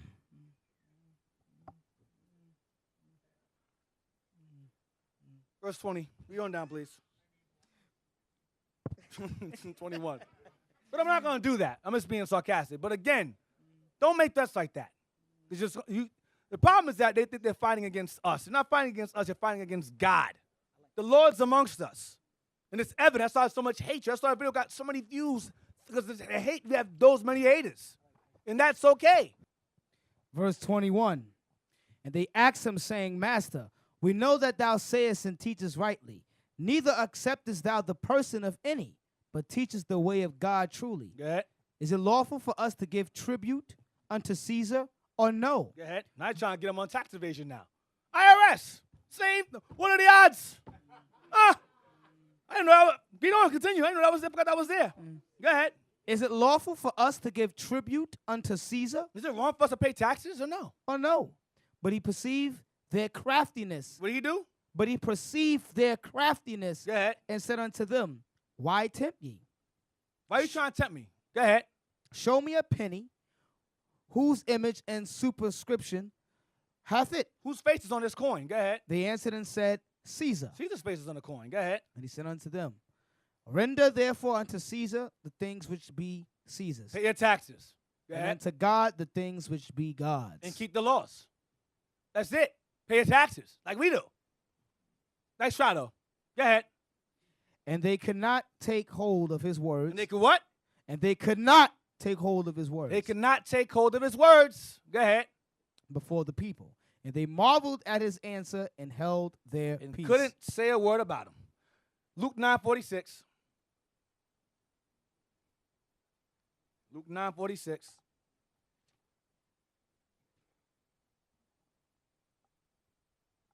Luke 9 and 46. Then there arose a reasoning among them, which of them should be greatest. And Jesus, perceiving the thought of their heart, took a child and set him by him, Go ahead. and said unto him, whosoever shall receive this child in my name receiveth me, and whosoever shall receive me receiveth him that sent me. For he that is least among you all, the same shall be great. Go ahead. And John answered and said, Master, we saw one casting out devils in thy name, and we forbade him, because he followeth not with us. Go ahead. And Jesus said unto them, forbid him not. For he that is not against us is for us. Go ahead. And it came to pass, when the time was come that he should be received up, he steadfastly set his face to go to Jerusalem. So what we want is, I'm sorry, I bypassed it, is that they were arguing amongst themselves who should be the greatest. So the disciples had gripes among themselves. They weren't like robots, keep the commandments, keep the laws. They argued amongst themselves. They had issues amongst themselves. And he checked them here. Read on. Continue. And sent messengers before his face, and they went, and entered into a village of the Samaritans to make ready for him. Go ahead. Mary have chosen that good part. Oh, I'm sorry. Pages. And they did not receive him. So he went to a village of the Samaritans, and he said, now you can't stay here. To Christ. Go ahead. Verse 53, and they did not receive him, because his face was as though he would go to Jerusalem. Because they knew he was trying to head to Jerusalem. They said, you want to Jerusalem? You can't stay here. Because they had beef. Go ahead. And when his disciples, James and John, saw this, So his disciples, James and John, saw this. Go ahead. they said, Lord, wilt thou that we command fire to come down from heaven and consume them, even as Elijah did? Can we kill these people? Can we kill these people here? Burn this village to the ground? They was mad. So the disciples got angry. Being angry is normal. Y'all understand? Read on. But he turned and rebuked them and said, Ye know not what manner of spirit ye are of. For the Son of Man is not come to destroy men's lives, but to save them. And they went to another village. So he checked them. He said, you brothers are not thinking straight. Don't do that. I ain't coming to destroy, I came to save lives. That's why we're not going to sit up here and go back and forth. You call IRS, you're going to call so-and-so on you. I'm not doing that. It is what it is. Do what you want to do. But to make those threats and comments, it pisses me off. I can't stand it. Get Luke 22. 24. Almost done.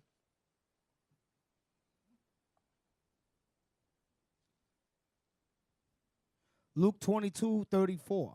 24. 24, excuse me. And there was also a strife among them. Arguing again. Go ahead. Which of them should be accounted the greatest? So I'm showing you it's always argued. Go ahead. And he said unto them, the kings of the Gentiles exercise lordship over them, and they that exercise authority upon them are called benefactors. But ye shall not be so.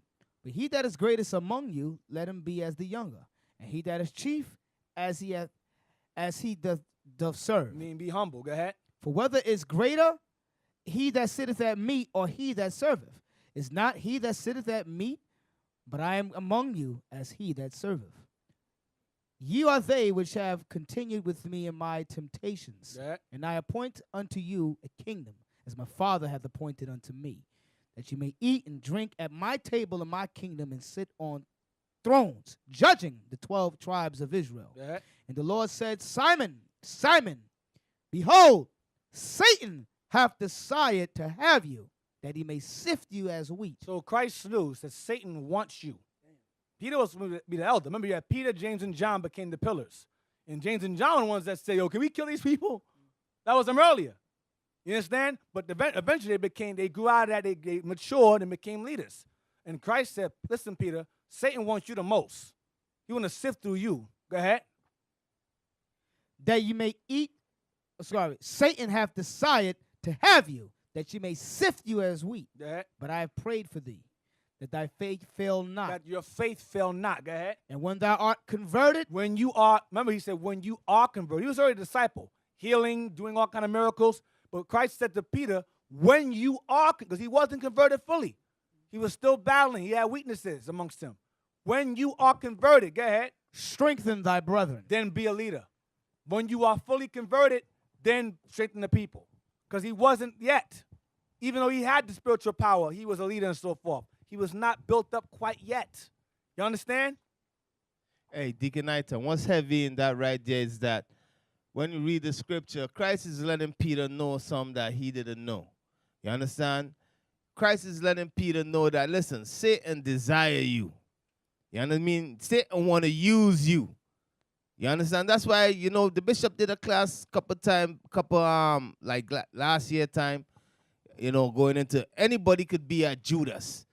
You understand? Satan could use any one of you brothers inside here. Any one of us Satan could use. You understand? But Christ told Peter, listen, I'm going to pray for you. You understand? I'm going to pray for you, but I just letting you know Satan desire you. You know? So you brothers keep that in mind. You know, you brothers that's amongst us, especially you leaders, you brothers that making moves, that putting in work in this truth, Satan is going to come to destroy you. You understand? And he could destroy you through many different things. He could come through adultery. You understand? To get you, you might be struggling with the lust of a whoremonger lust or adulterer lust. He could come through you to that, through stealing, through lying, through whatever way he could come to you. It could be through you don't want to forgive somebody, you carrying grudges. You understand? Whatever way, Satan gonna come through you, come to you and try to destroy you, brothers and sisters, man. Always remember that. You know, always remember that, man. You know? All right, Matthew 19:27. Matthew 19, verse 27.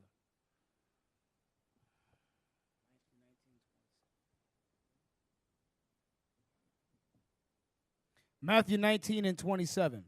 Then answered Peter and said unto him, Behold, we have forsaken all and followed thee. What shall we have therefore?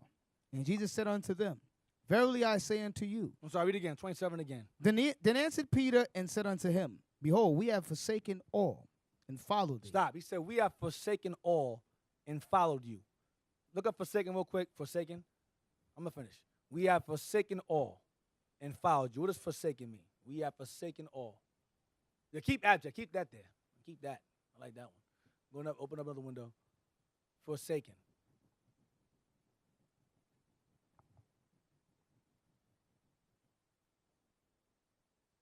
It says to renounce or turn away from entirely. So he says, the disciples said, we have forsaken all. What do they forsake? Read the next verse. Watch this. Because y'all thinking this truth is all kumbaya, everyone gets along, and all that stuff in life. Life's going to go well. No.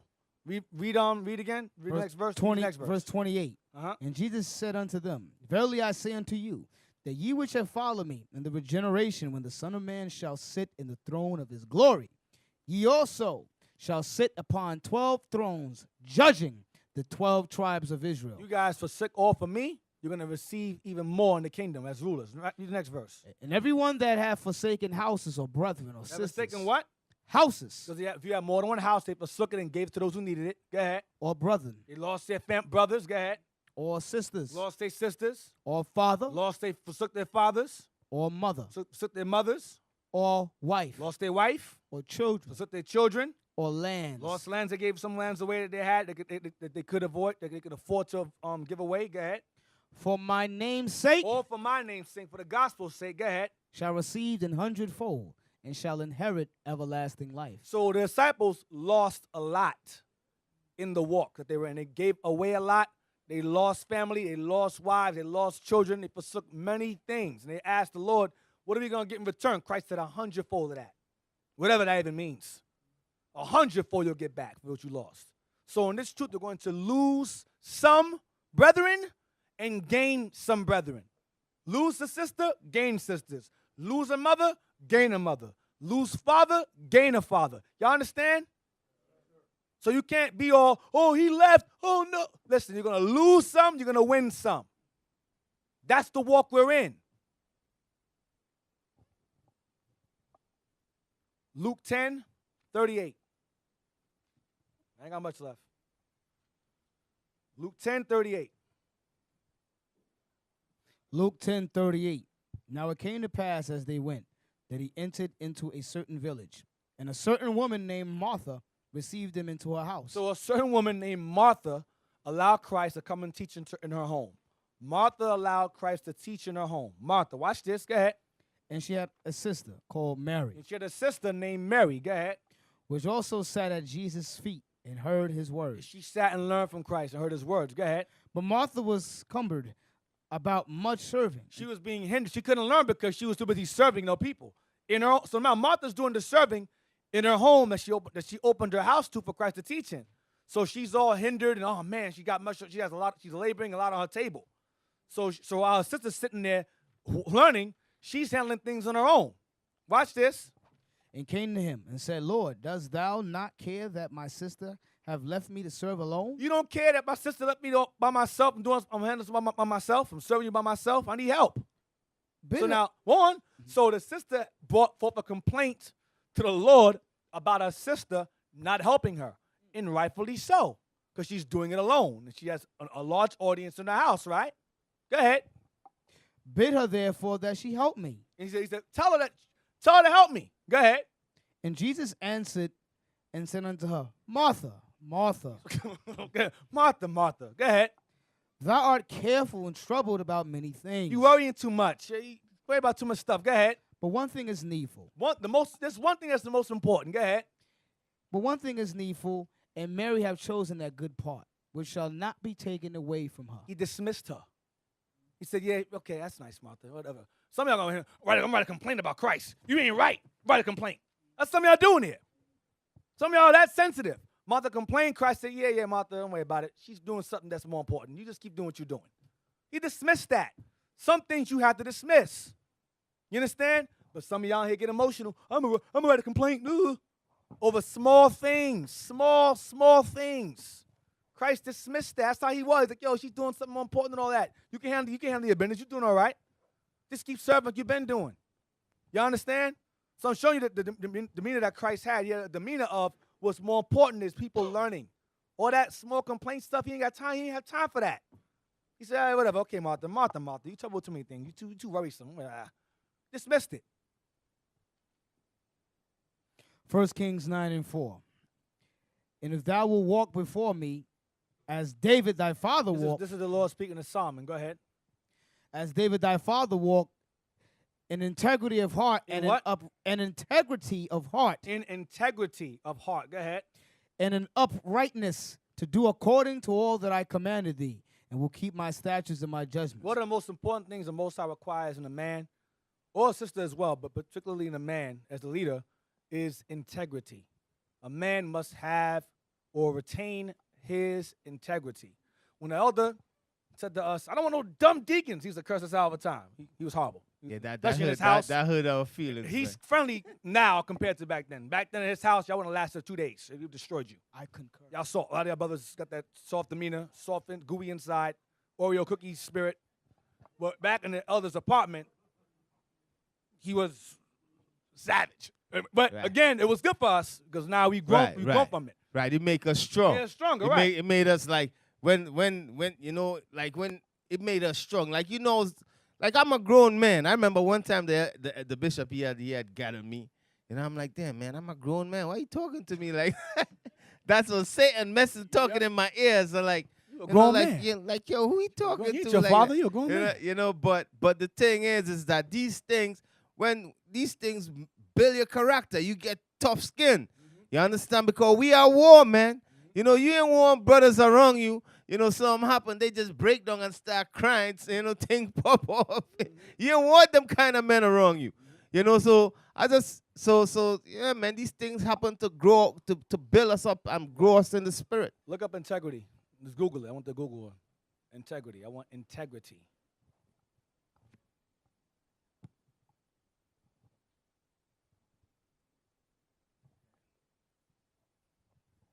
It's very important because the elder always, that's why he'll say things to you to get under your skin. He'll say things like, I don't want no, he'll say certain things indirectly to you, and some of y'all may take offense to it. He'll either be talking about you or not, but you'll get offended. It is. Like, for example, I said earlier, if I throw something out there and you're offended by it, I am talking about you. That's how I leave it. I'm not going to sit there and say I'll talk about you, but if I throw something out there and you get offended by it, then it's about you. I've heard people say about me online, Deacon Hathan throws rocks and hides his hands. I don't hide my hands. I throw more rocks. I don't hide my hands. I throw bigger ones so you know it was me. Integrity. The quality of being honest and having strong moral principles, moral uprightness. That's in 1 Kings 9:4, but I don't want that one. Jump down to definition 2. Click translations, please. Click down. Click that. Go back up to definition 2. Read that. The state of being whole and undivided. The state of being whole and undivided. Read the synonyms. Unity. So when you have integrity, you maintain unity. Unification. You maintain unification in your integrity. Coherence. You maintain coherence. Cohesion. You keep things together. You don't separate. Because when you start to separate, you're losing your integrity. Go ahead. Togetherness. Solidarity. What's the antonym? The antonym is division. Divisions.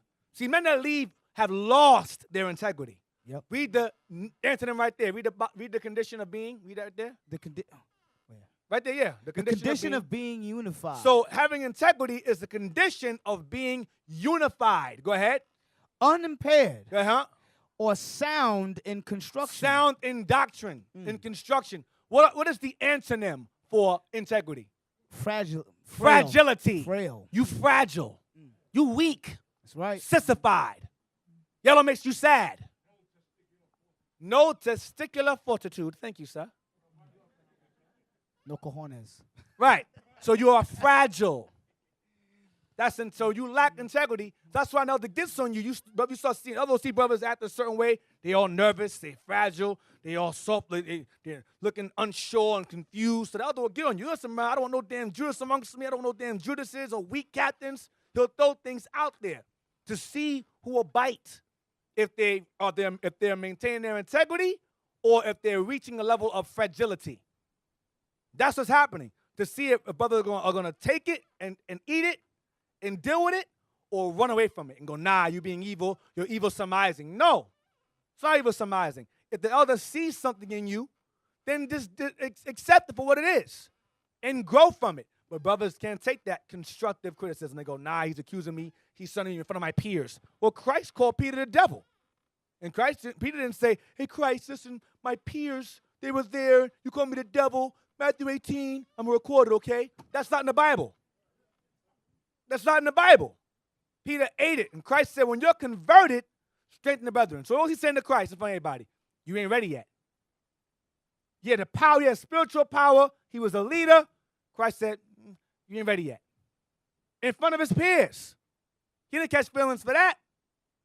Brothers catch feelings in here, and you a disciple? Nah, you're not. You're not. Not yet. Get Job 27:5. Job 27:5. In verse 5, yes. Job 27:5. Now, to give you the history of Job in brief, I'll be fast. Job, there was a deal between the Lord and the devil. Satan saw that Job was a righteous man, that maintained his house in righteousness and so forth, avoided evil. And Satan said, I guarantee you, take your power, your shield from him, your protection from him, and I have him curse you to your face. The Lord said, deal, no problem.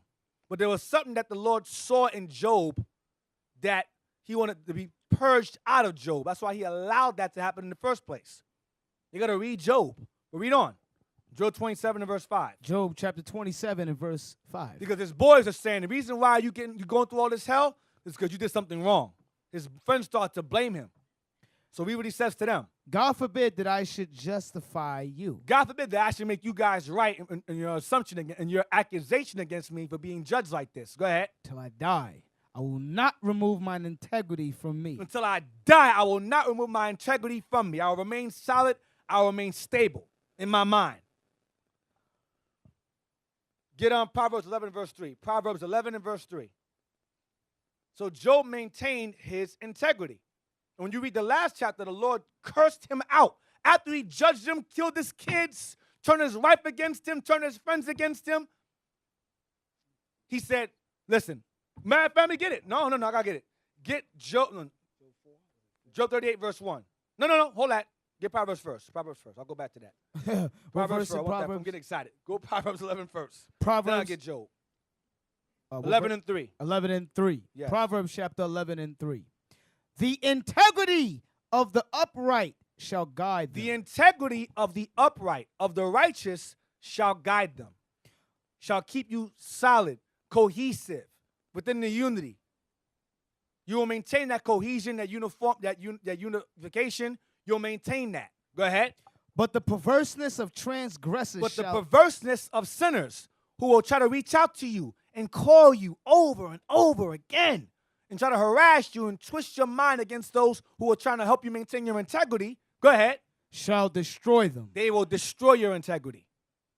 They'll be in your ear, speaking perverse things and turn you against your family, who you've known for years, and corrupt your integrity. This is what we've seen this time and time again. That's what this is the way he is. He'll get on you. It may seem rough or evil or harsh at the moment, but it's done for a reason. When the elder sees a brother's failing in spirit, or he looks worrisome or confused, or he sees a weakness in you, he's going to address it. No matter how you like it, he's going to address it. Whether if you're going to take it and learn from it and go, you know what, you're right, and stand strong in this, or you're accusing me, I'm leaving. No, you have not held fast your integrity. Get Job 38 and 1. In other words, man up. Job 38 and 1.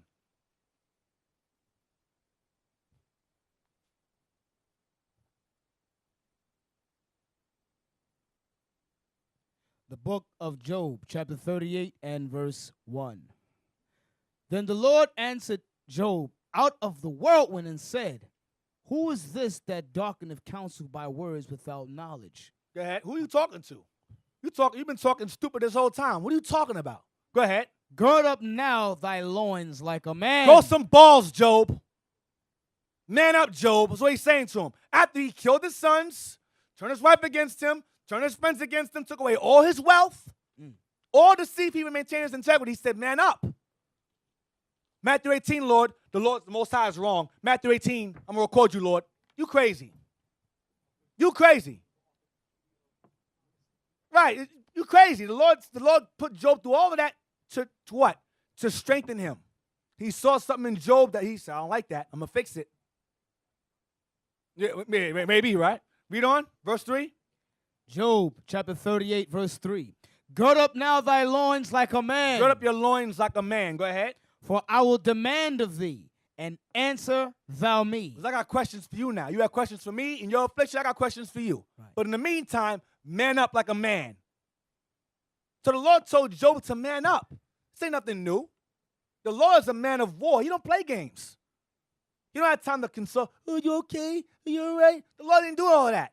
That's Barney. You want a dinosaur? Go watch that. Go watch Barney.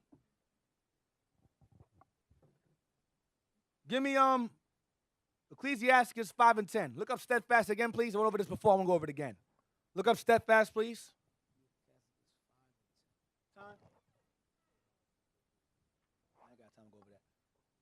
Sirach 5 and 10. I don't want y'all complaining, man. He got done. It's like, y'all, so we take forever with this class. This class is 8 hours. I don't want to hear that tonight. Do that later? Okay, give me Ezra's then. Be careful what you ask for. Give me 2nd Ezra's 9, real quick. 2nd Ezra's 9 and 38. This class is 5 hours. I'm trying to cut it down. 2nd Ezra's 9 and 38. Just breeze through it real quick, all right, Liam? Yes, sir. Just breeze through it. The book of 2 Ezra, chapter 9, verse 38. And when I spake these things in my heart, I looked back with mine eyes, and upon the right side I saw a woman, and behold, she mourned and wept with a loud voice, and was much grieved in heart, and her clothes were rent, and she had ashes upon her So he head. turns around and sees a sister crying, loud behind him. Go ahead. Then let I my thoughts go that I was in, and turned me unto her, and said unto her, Wherefore weepest thou? The Lord has Ezra, this is crazy. The Lord has Ezra in a vision. He doesn't realize he's in a vision right now. So he's talking to a woman, okay? Now he thinks he's talking, well, it's not really, well, it's a deep story. But the point is he's talking to a woman. She's crying right now. So he turns around to address her. Go ahead, while she's in her mourning. Go ahead. And said unto her, Wherefore weepest thou? What are you crying for? Why art thou so grieved in thy mind? What's wrong? And she said unto me, Sir, let me alone, that I may bewail myself and add unto my sorrow. For I am sore vexed in my mind, and brought very low. Go ahead. And I said unto her, What aileth thee? Tell me. She said unto me, I thy servant have been barren, and had no child, though I had an husband 30 years. Go ahead. And those 30 years I did nothing else day and night and every hour, but make my prayer to the highest. After 30 years God heard me, thy handmaid looked upon my misery, considered my trouble, and gave me a son. Uh-huh. And I was very glad of him. So was my husband also, and also my neighbors. And we gave great honor unto the Almighty. And I nourished him with great travail. So when he grew up and came to the time that he should have a wife, I made a feast. Next chapter in verse 1. And it came to pass that when my son was entered into the wedding chamber, he fell down and died. Go ahead. Then we all overthrew the lights, and all my neighbors rose up to comfort me. So I took my rest unto the second day at night. And it came to pass when they had all left to comfort me, to the end I might be quiet. To calm me down. Then rose I up by night and fled, and came hither into this field, and thou seest. And I do know. And I do now propose not to return into the city, but here to stay, and neither to eat nor drink, but continually to mourn and to fast until I die. I'm going to kill myself. Go ahead. Then left I the meditations wherein I was, and spake to her in anger, saying, Stop. Ezra spoke to her in anger. This woman just lost her only son. Took her 30 years to have. She's suicidal. Ezra stops and speaks to her in anger. How insensitive of him. Read on. See what he says. Thou foolish woman above all other, seest thou not our mourning and what happened unto us? Ezra is cursing her out now and calling her stupid above all others. It says, do you not see our people's condition as a whole? He looked at beyond. He was, the hell with you and your son. Look at the condition of our people now. Look at Jerusalem. Look, it's in heaps. At this time, Jerusalem was in heaps from Babylon destroying it. He goes, look at your people. Look at the houses burned down. Look around you. Your son, really? Go ahead. And now, thou foolish woman above all other, seest thou not our mourning and what happened unto us? How that Zion our mother is full of heaviness and much humble, mourning very sore? And now seeing we all mourn and are sad, for we are all in heaviness. Art thou grieved for one You son? were one boy? Who the hell with him? Look at the nation as a whole. Go ahead. For ask the earth, and she shall tell thee that it is she which ought to mourn for thee, fall of so many that grow upon her. For out of her came all at the first, and out of her shall all others come. And behold, they walk almost all into destruction, and a multitude of them is utterly rooted out. Go ahead. Who then should make more mourning than she, than has lost so great a multitude? And not thou, which art sorry but for one?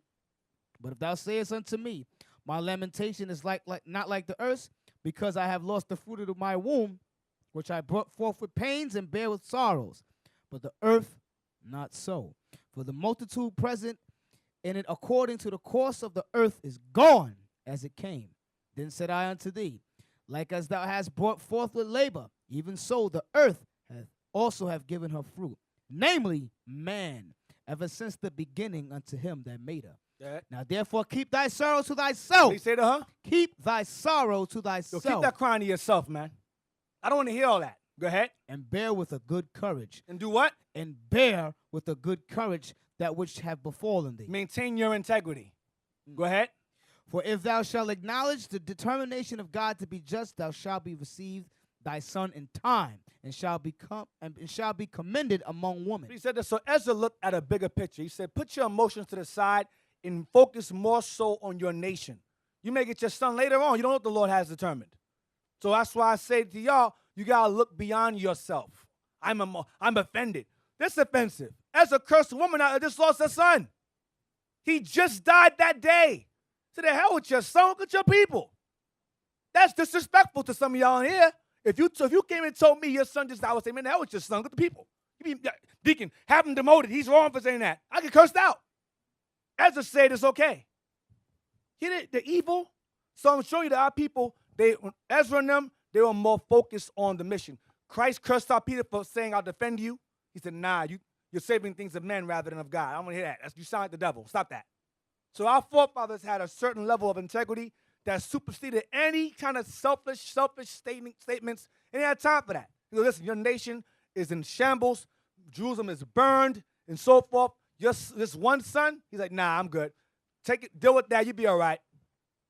Ezra didn't have time for that. That's how our forefathers were. So if you ain't like that, this ain't for you. If you can't handle that statement he made to her, this is not for you. Go back to the Christian church, go to the Catholic church, you can get molested, or whatever the case may be, whatever. Do what you got to do. Go to Ecclesiastes 5 and 10. Let them feed you Eucharist cookies and play with you and whatever they do over there. Ecclesiastes 5 and 10. Ecclesiasticus chapter 5, verse 10. Be steadfast in thy understanding. Be steadfast in your understanding. Go ahead. And let thy word be the same. And let your words be as yourself. Steadfast. Definition of steadfast, please. Definition of steadfast.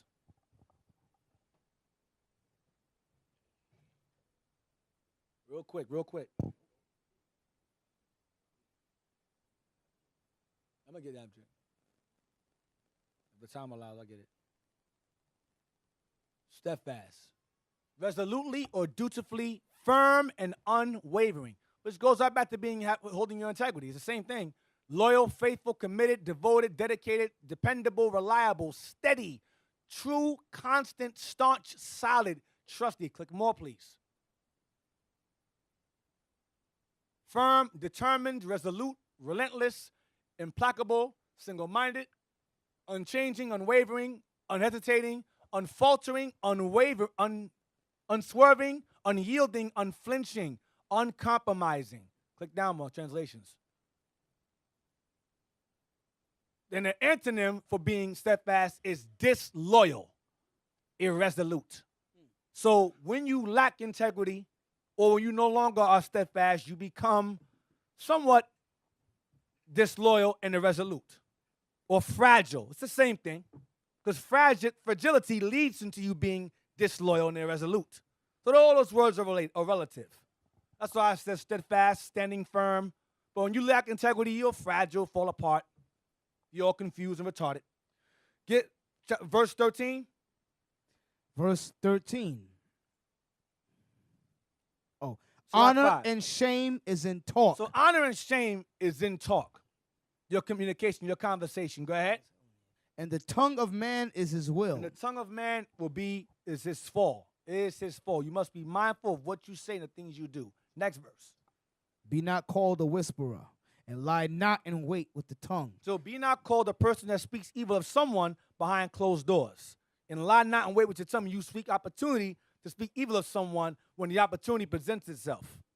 Don't do that, because that's what Negroes will be doing. That's what they've been doing lately. Read on. For a foul shame is upon the thief, Go ahead. and an evil condemnation upon the double tongue. Why? Because a whisperer is double tongued. They'll say one thing to you, Shalom, Elder, Most High Christ, brethren. They'll speak evil of you behind your back. That's a whisperer. That's a double tongued. And when you're double tongued, that's an evil condemnation upon you.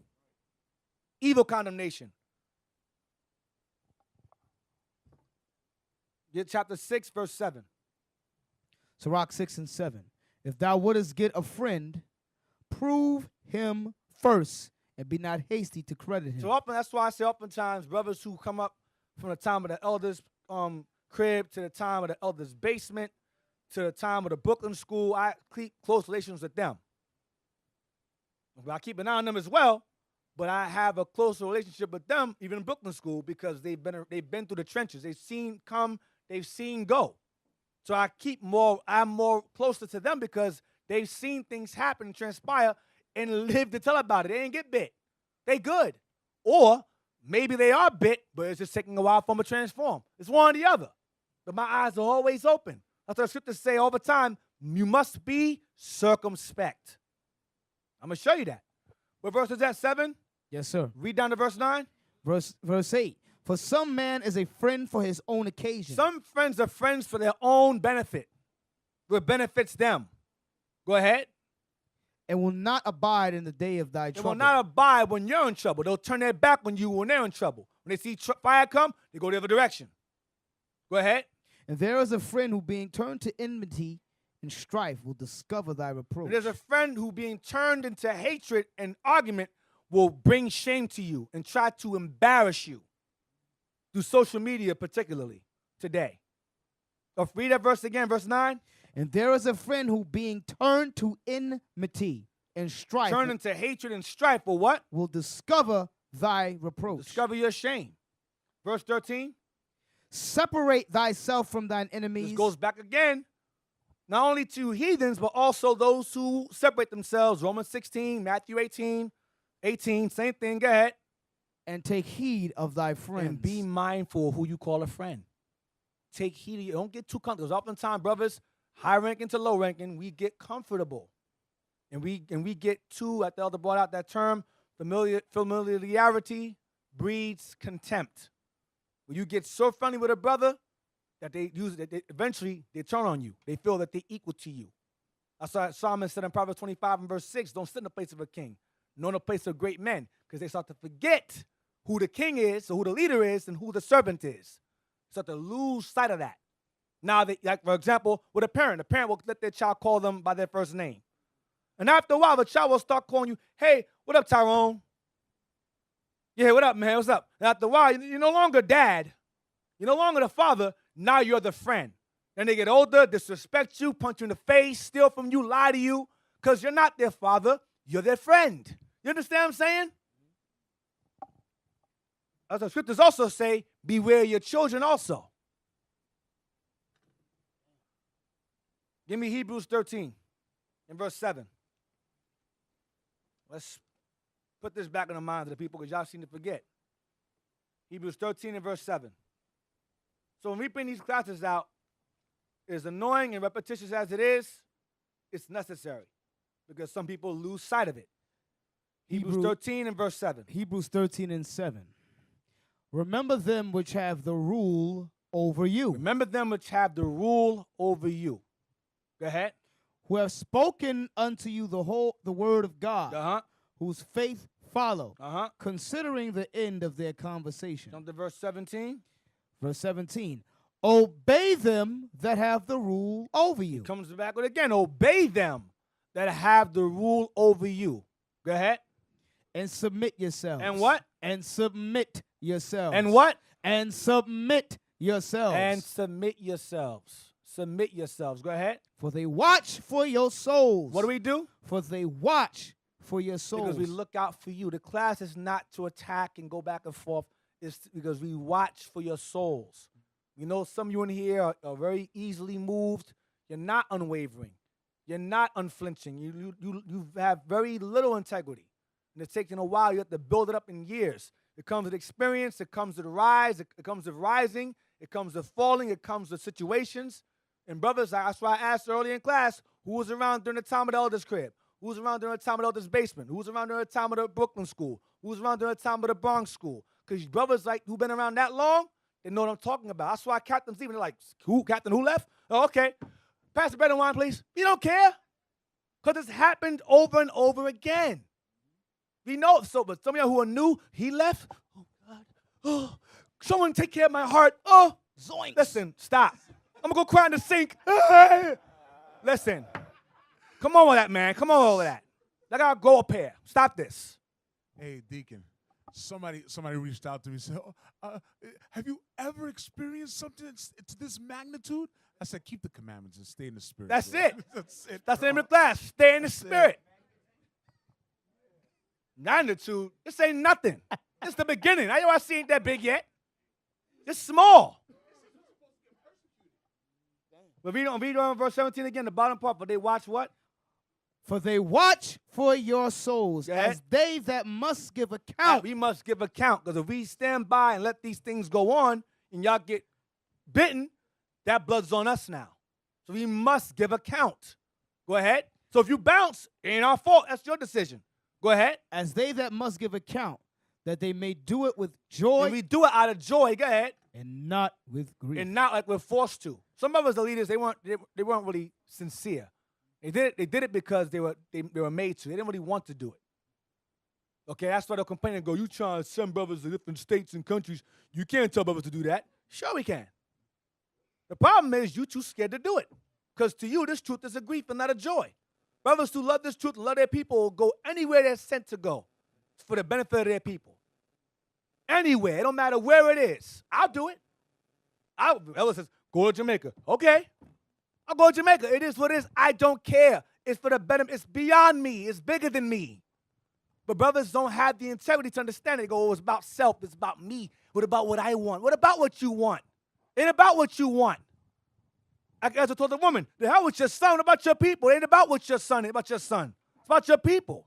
Stop being selfish. Stop being scared. If you're scared, then step down from your position. It ain't for you. Hey, read Joshua 1:16. You know, what you said there, Deacon Aiton, I'm going to show them that in the scriptures. Right. You understand? And I'm going to show you all this, the man that, when you go back in the time Joshua, when you read the book of Joshua, you understand? Joshua was set up to set up the kingdom, to give the land and inheritance to Israel. Joshua was set up in a time of war. You understand? Because the way out Joshua and Israel got those lands is by war. So the men and them Joshua had with him, they were war-minded. You understand? And I want you all to see how these men used to think. Okay? So read that scripture for me. Joshua chapter 1, verse 18. Whosoever he be that doth rebel against thy commandment. 1:16. Oh, 16. And they answered Joshua, saying, all that thou commandest us, we will do. What did they say? All that thou commandest us, we will do. And so they say, all you command us, Joshua, we're going to do it. You understand? Whatever you command us, we are going to do it. This is loyal soldiers. You understand? Loyal men. You understand? And the reason why they was like this is why. Keep on reading. And whithersoever thou sendest us, we will go. And what? And whithersoever thou sendest us, we will go. Because you got some people talking about, man, you can't tell me to move to Jamaica or to move to Texas or to move this place or that place. I'm a grown man. You understand? But if you war mind and you understand the mission that we are war, you understand? And what you going out there for is to do what? Is to build a nation. You ain't going to question that. You understand? But some of you brothers selfish and you thinking about yourself. That's why Christ said, whatever you lose for his name's sake, you're going to get it 100-fold. Yes, you understand what I'm saying? Some brothers have to leave their job, pick up to go to a state that they never been to deal with congregation over there. You understand what I'm saying? And that right there is what we start doing in our UIC. You know, we see brothers is needed in this state. You understand? We're going to send you over there. You understand? And this is what we're reading about right here. Read that one more time again. Joshua chapter 1, verse 16. And they answered Joshua, saying, all that thou commandest us, we will do. And whithersoever thou sendest us, we will go. And any place you send us, we gonna go. These is brothers that was war-minded. Brothers that was about the mission. You understand? Read on. According as we hearken unto Moses in all things, so will we hearken unto thee. So they said the same way how we listen to Moses, we going to listen to you, Joshua. You are the leader. You tell us to go. You want us to go spout this land. Whatever you want us to do, we going to do it. You understand? Read on. Only the Lord thy God be with thee. Only what? the Lord thy God be with thee as he was with Moses. So what is it the men and them that was following Moses understood? What did they understood?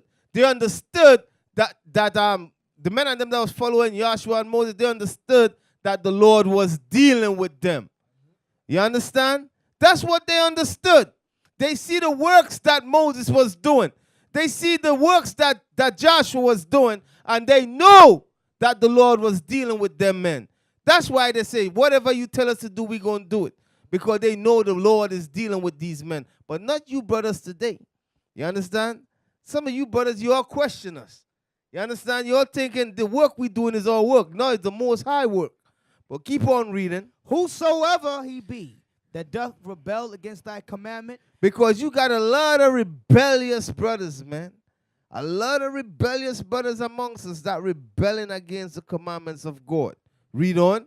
And will not hearken unto thy words, and all that thou commandest him, he shall be put to death. So these is loyal men right here. No, we ain't going to do that today. We ain't doing that today. But what we need is you brothers, when you see fake, phony, when you see disloyal men, brothers come to you, trying to plant that evil in your ears. Oh, you know, these leadership is wicked. You know, they unjust. They wicked. And brothers come to you with that, cut that brother off and report it to us and let us put him out of here, man. You understand? Straight like that. Any brother come to you with that, let us know. You understand? He got to go. But this is the kind of men that we want to roll with. These is loyal brothers. Men of integrity. These men had integrity. These is the loyal men you want to roll with. Mm-hmm. Acts 20, verse 28.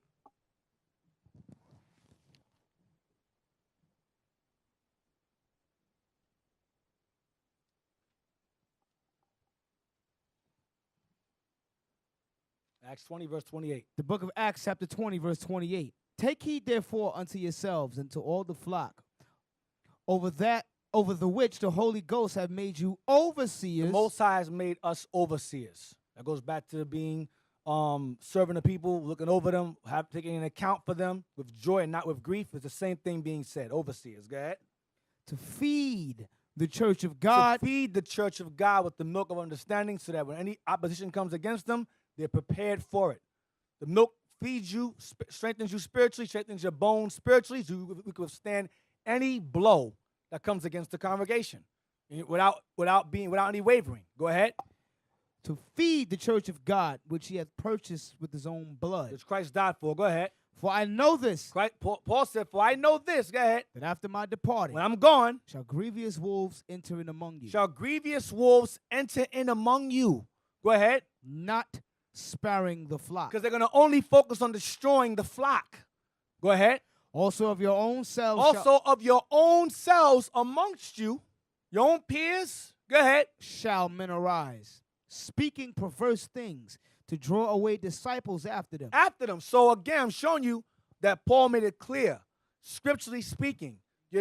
Brother Levi is saying there's sin in the body. Of course there is. There has to be. Because Paul said right here, you're going to have people among you speaking perverse things, trying to take disciples out with them. So, of course, there's sin in the body. If there isn't, God isn't dealing with it. If it's completely perfect, we shouldn't be. We should be in the kingdom. A perfect congregation is the kingdom. I'm not sure what kind of world you're living in, the world of I don't know what world that is you're in, but scripturally speaking, there's supposed to be sin in the body. There's going to be sin in the body. That's why we have days of atonement. That's why we have repentance. We repent every day. No one in here is perfect. We're striving for perfection. There's sin. People coming in from different walks of life, battling all kind of things. Of course there's sin in the body. Are you stupid or something? I'm answering my own question. Yes, you are stupid. Read on. Therefore, watch and remember. Therefore, he says, watch. Going back to being an overseer. Watch and remember. Go ahead. That by the space of 3 years, I cease not to warn everyone night and day with tears. So Paul warned and did the classes for 3 years about grievous wolves entering in.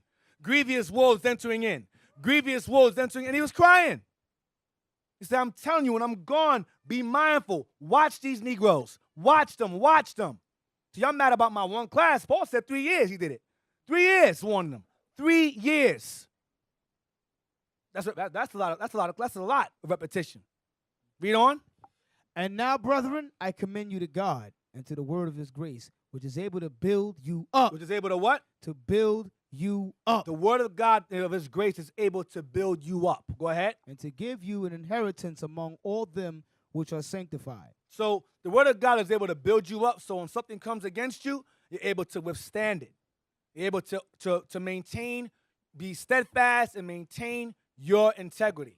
Almost done. Give me 1 Corinthians 11, verse 19. Hey, so when Paul said before he leave, grievous wolf going to enter in. When you read the scripture, Galatians, O ye foolish Galatians, Colossians. who have betrayed you. When you read the letters, all the letters that Paul wrote, he was dealing with brothers that came in the congregation and bringing heresies. 2 Thessalonians 2:1. That day shall not come until there be a falling away first. How we started? He said, let no man deceive you. Right. You understand? So grievous wolf, Timothy.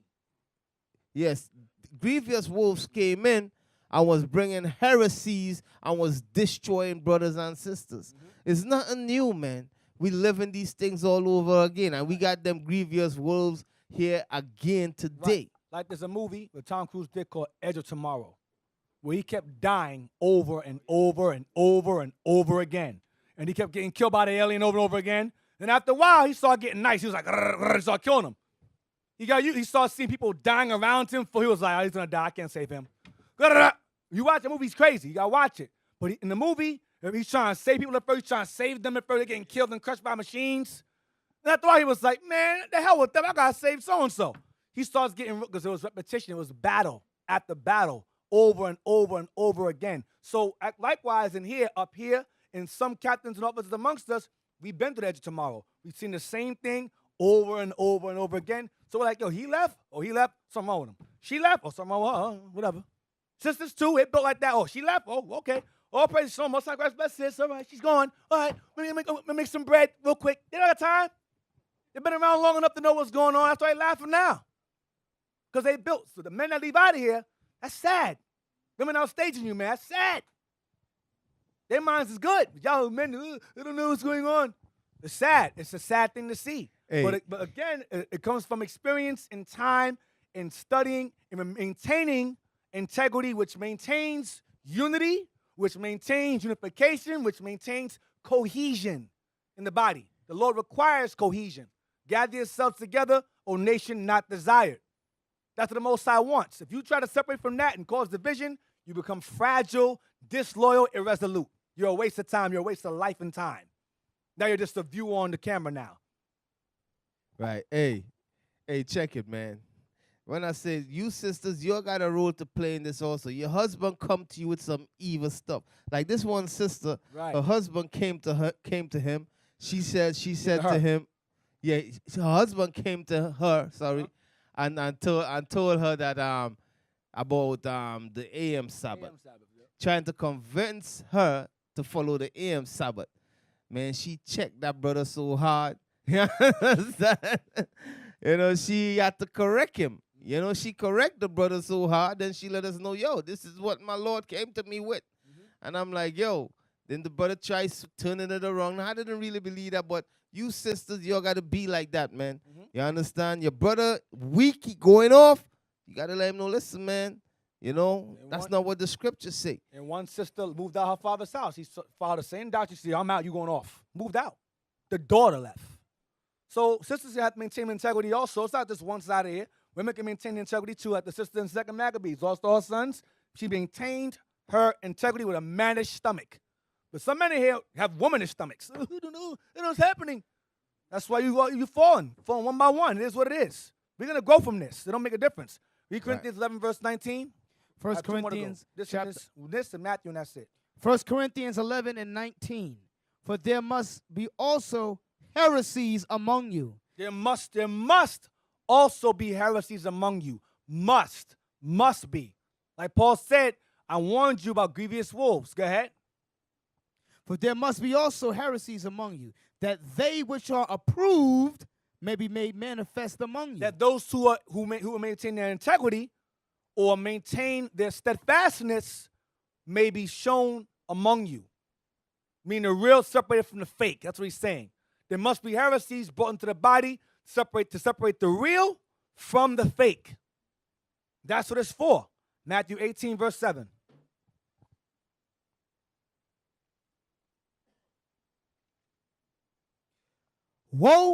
Matthew 18, verse 7. Woe unto the world because of offenses. Go ahead. For it must needs be that offenses come. For what? For it must needs be that offenses come. For it must needs that offenses come. Go ahead. But woe to that man by whom the offense comes. But death unto that man by whom the offense comes. To them grievous wolves, to those weak men, it says, woe unto them by whom the offenses come. So again, we all must remain in our steadfastness. We must remain in our integrity until the kingdom comes, because people are going to come, they're going to go. Regardless of what rank they're in, they're going to fall. Some are going to rise up, some are going to fall. If you're not man enough or woman enough to deal with it, you are in the wrong place. And with that, say shalom. That's it. Now they will see the true men of God. We are not black men, we are the Israelites. That's right.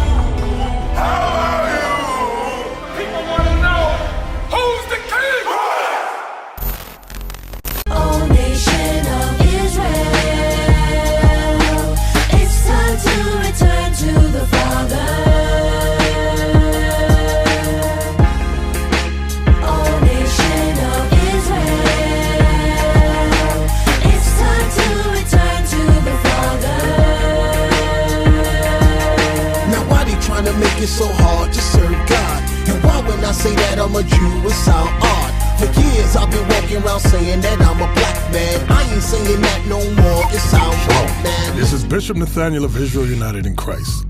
Please subscribe to our YouTube channels. Stay up to date with our latest events, music, and classroom lessons.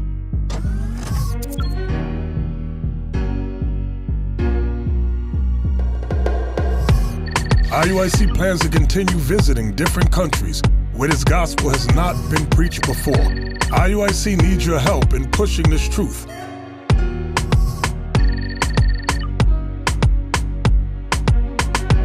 So join us. Subscribe to our Instagram, Facebook, Twitter, and podcasts, and stay up to date with us.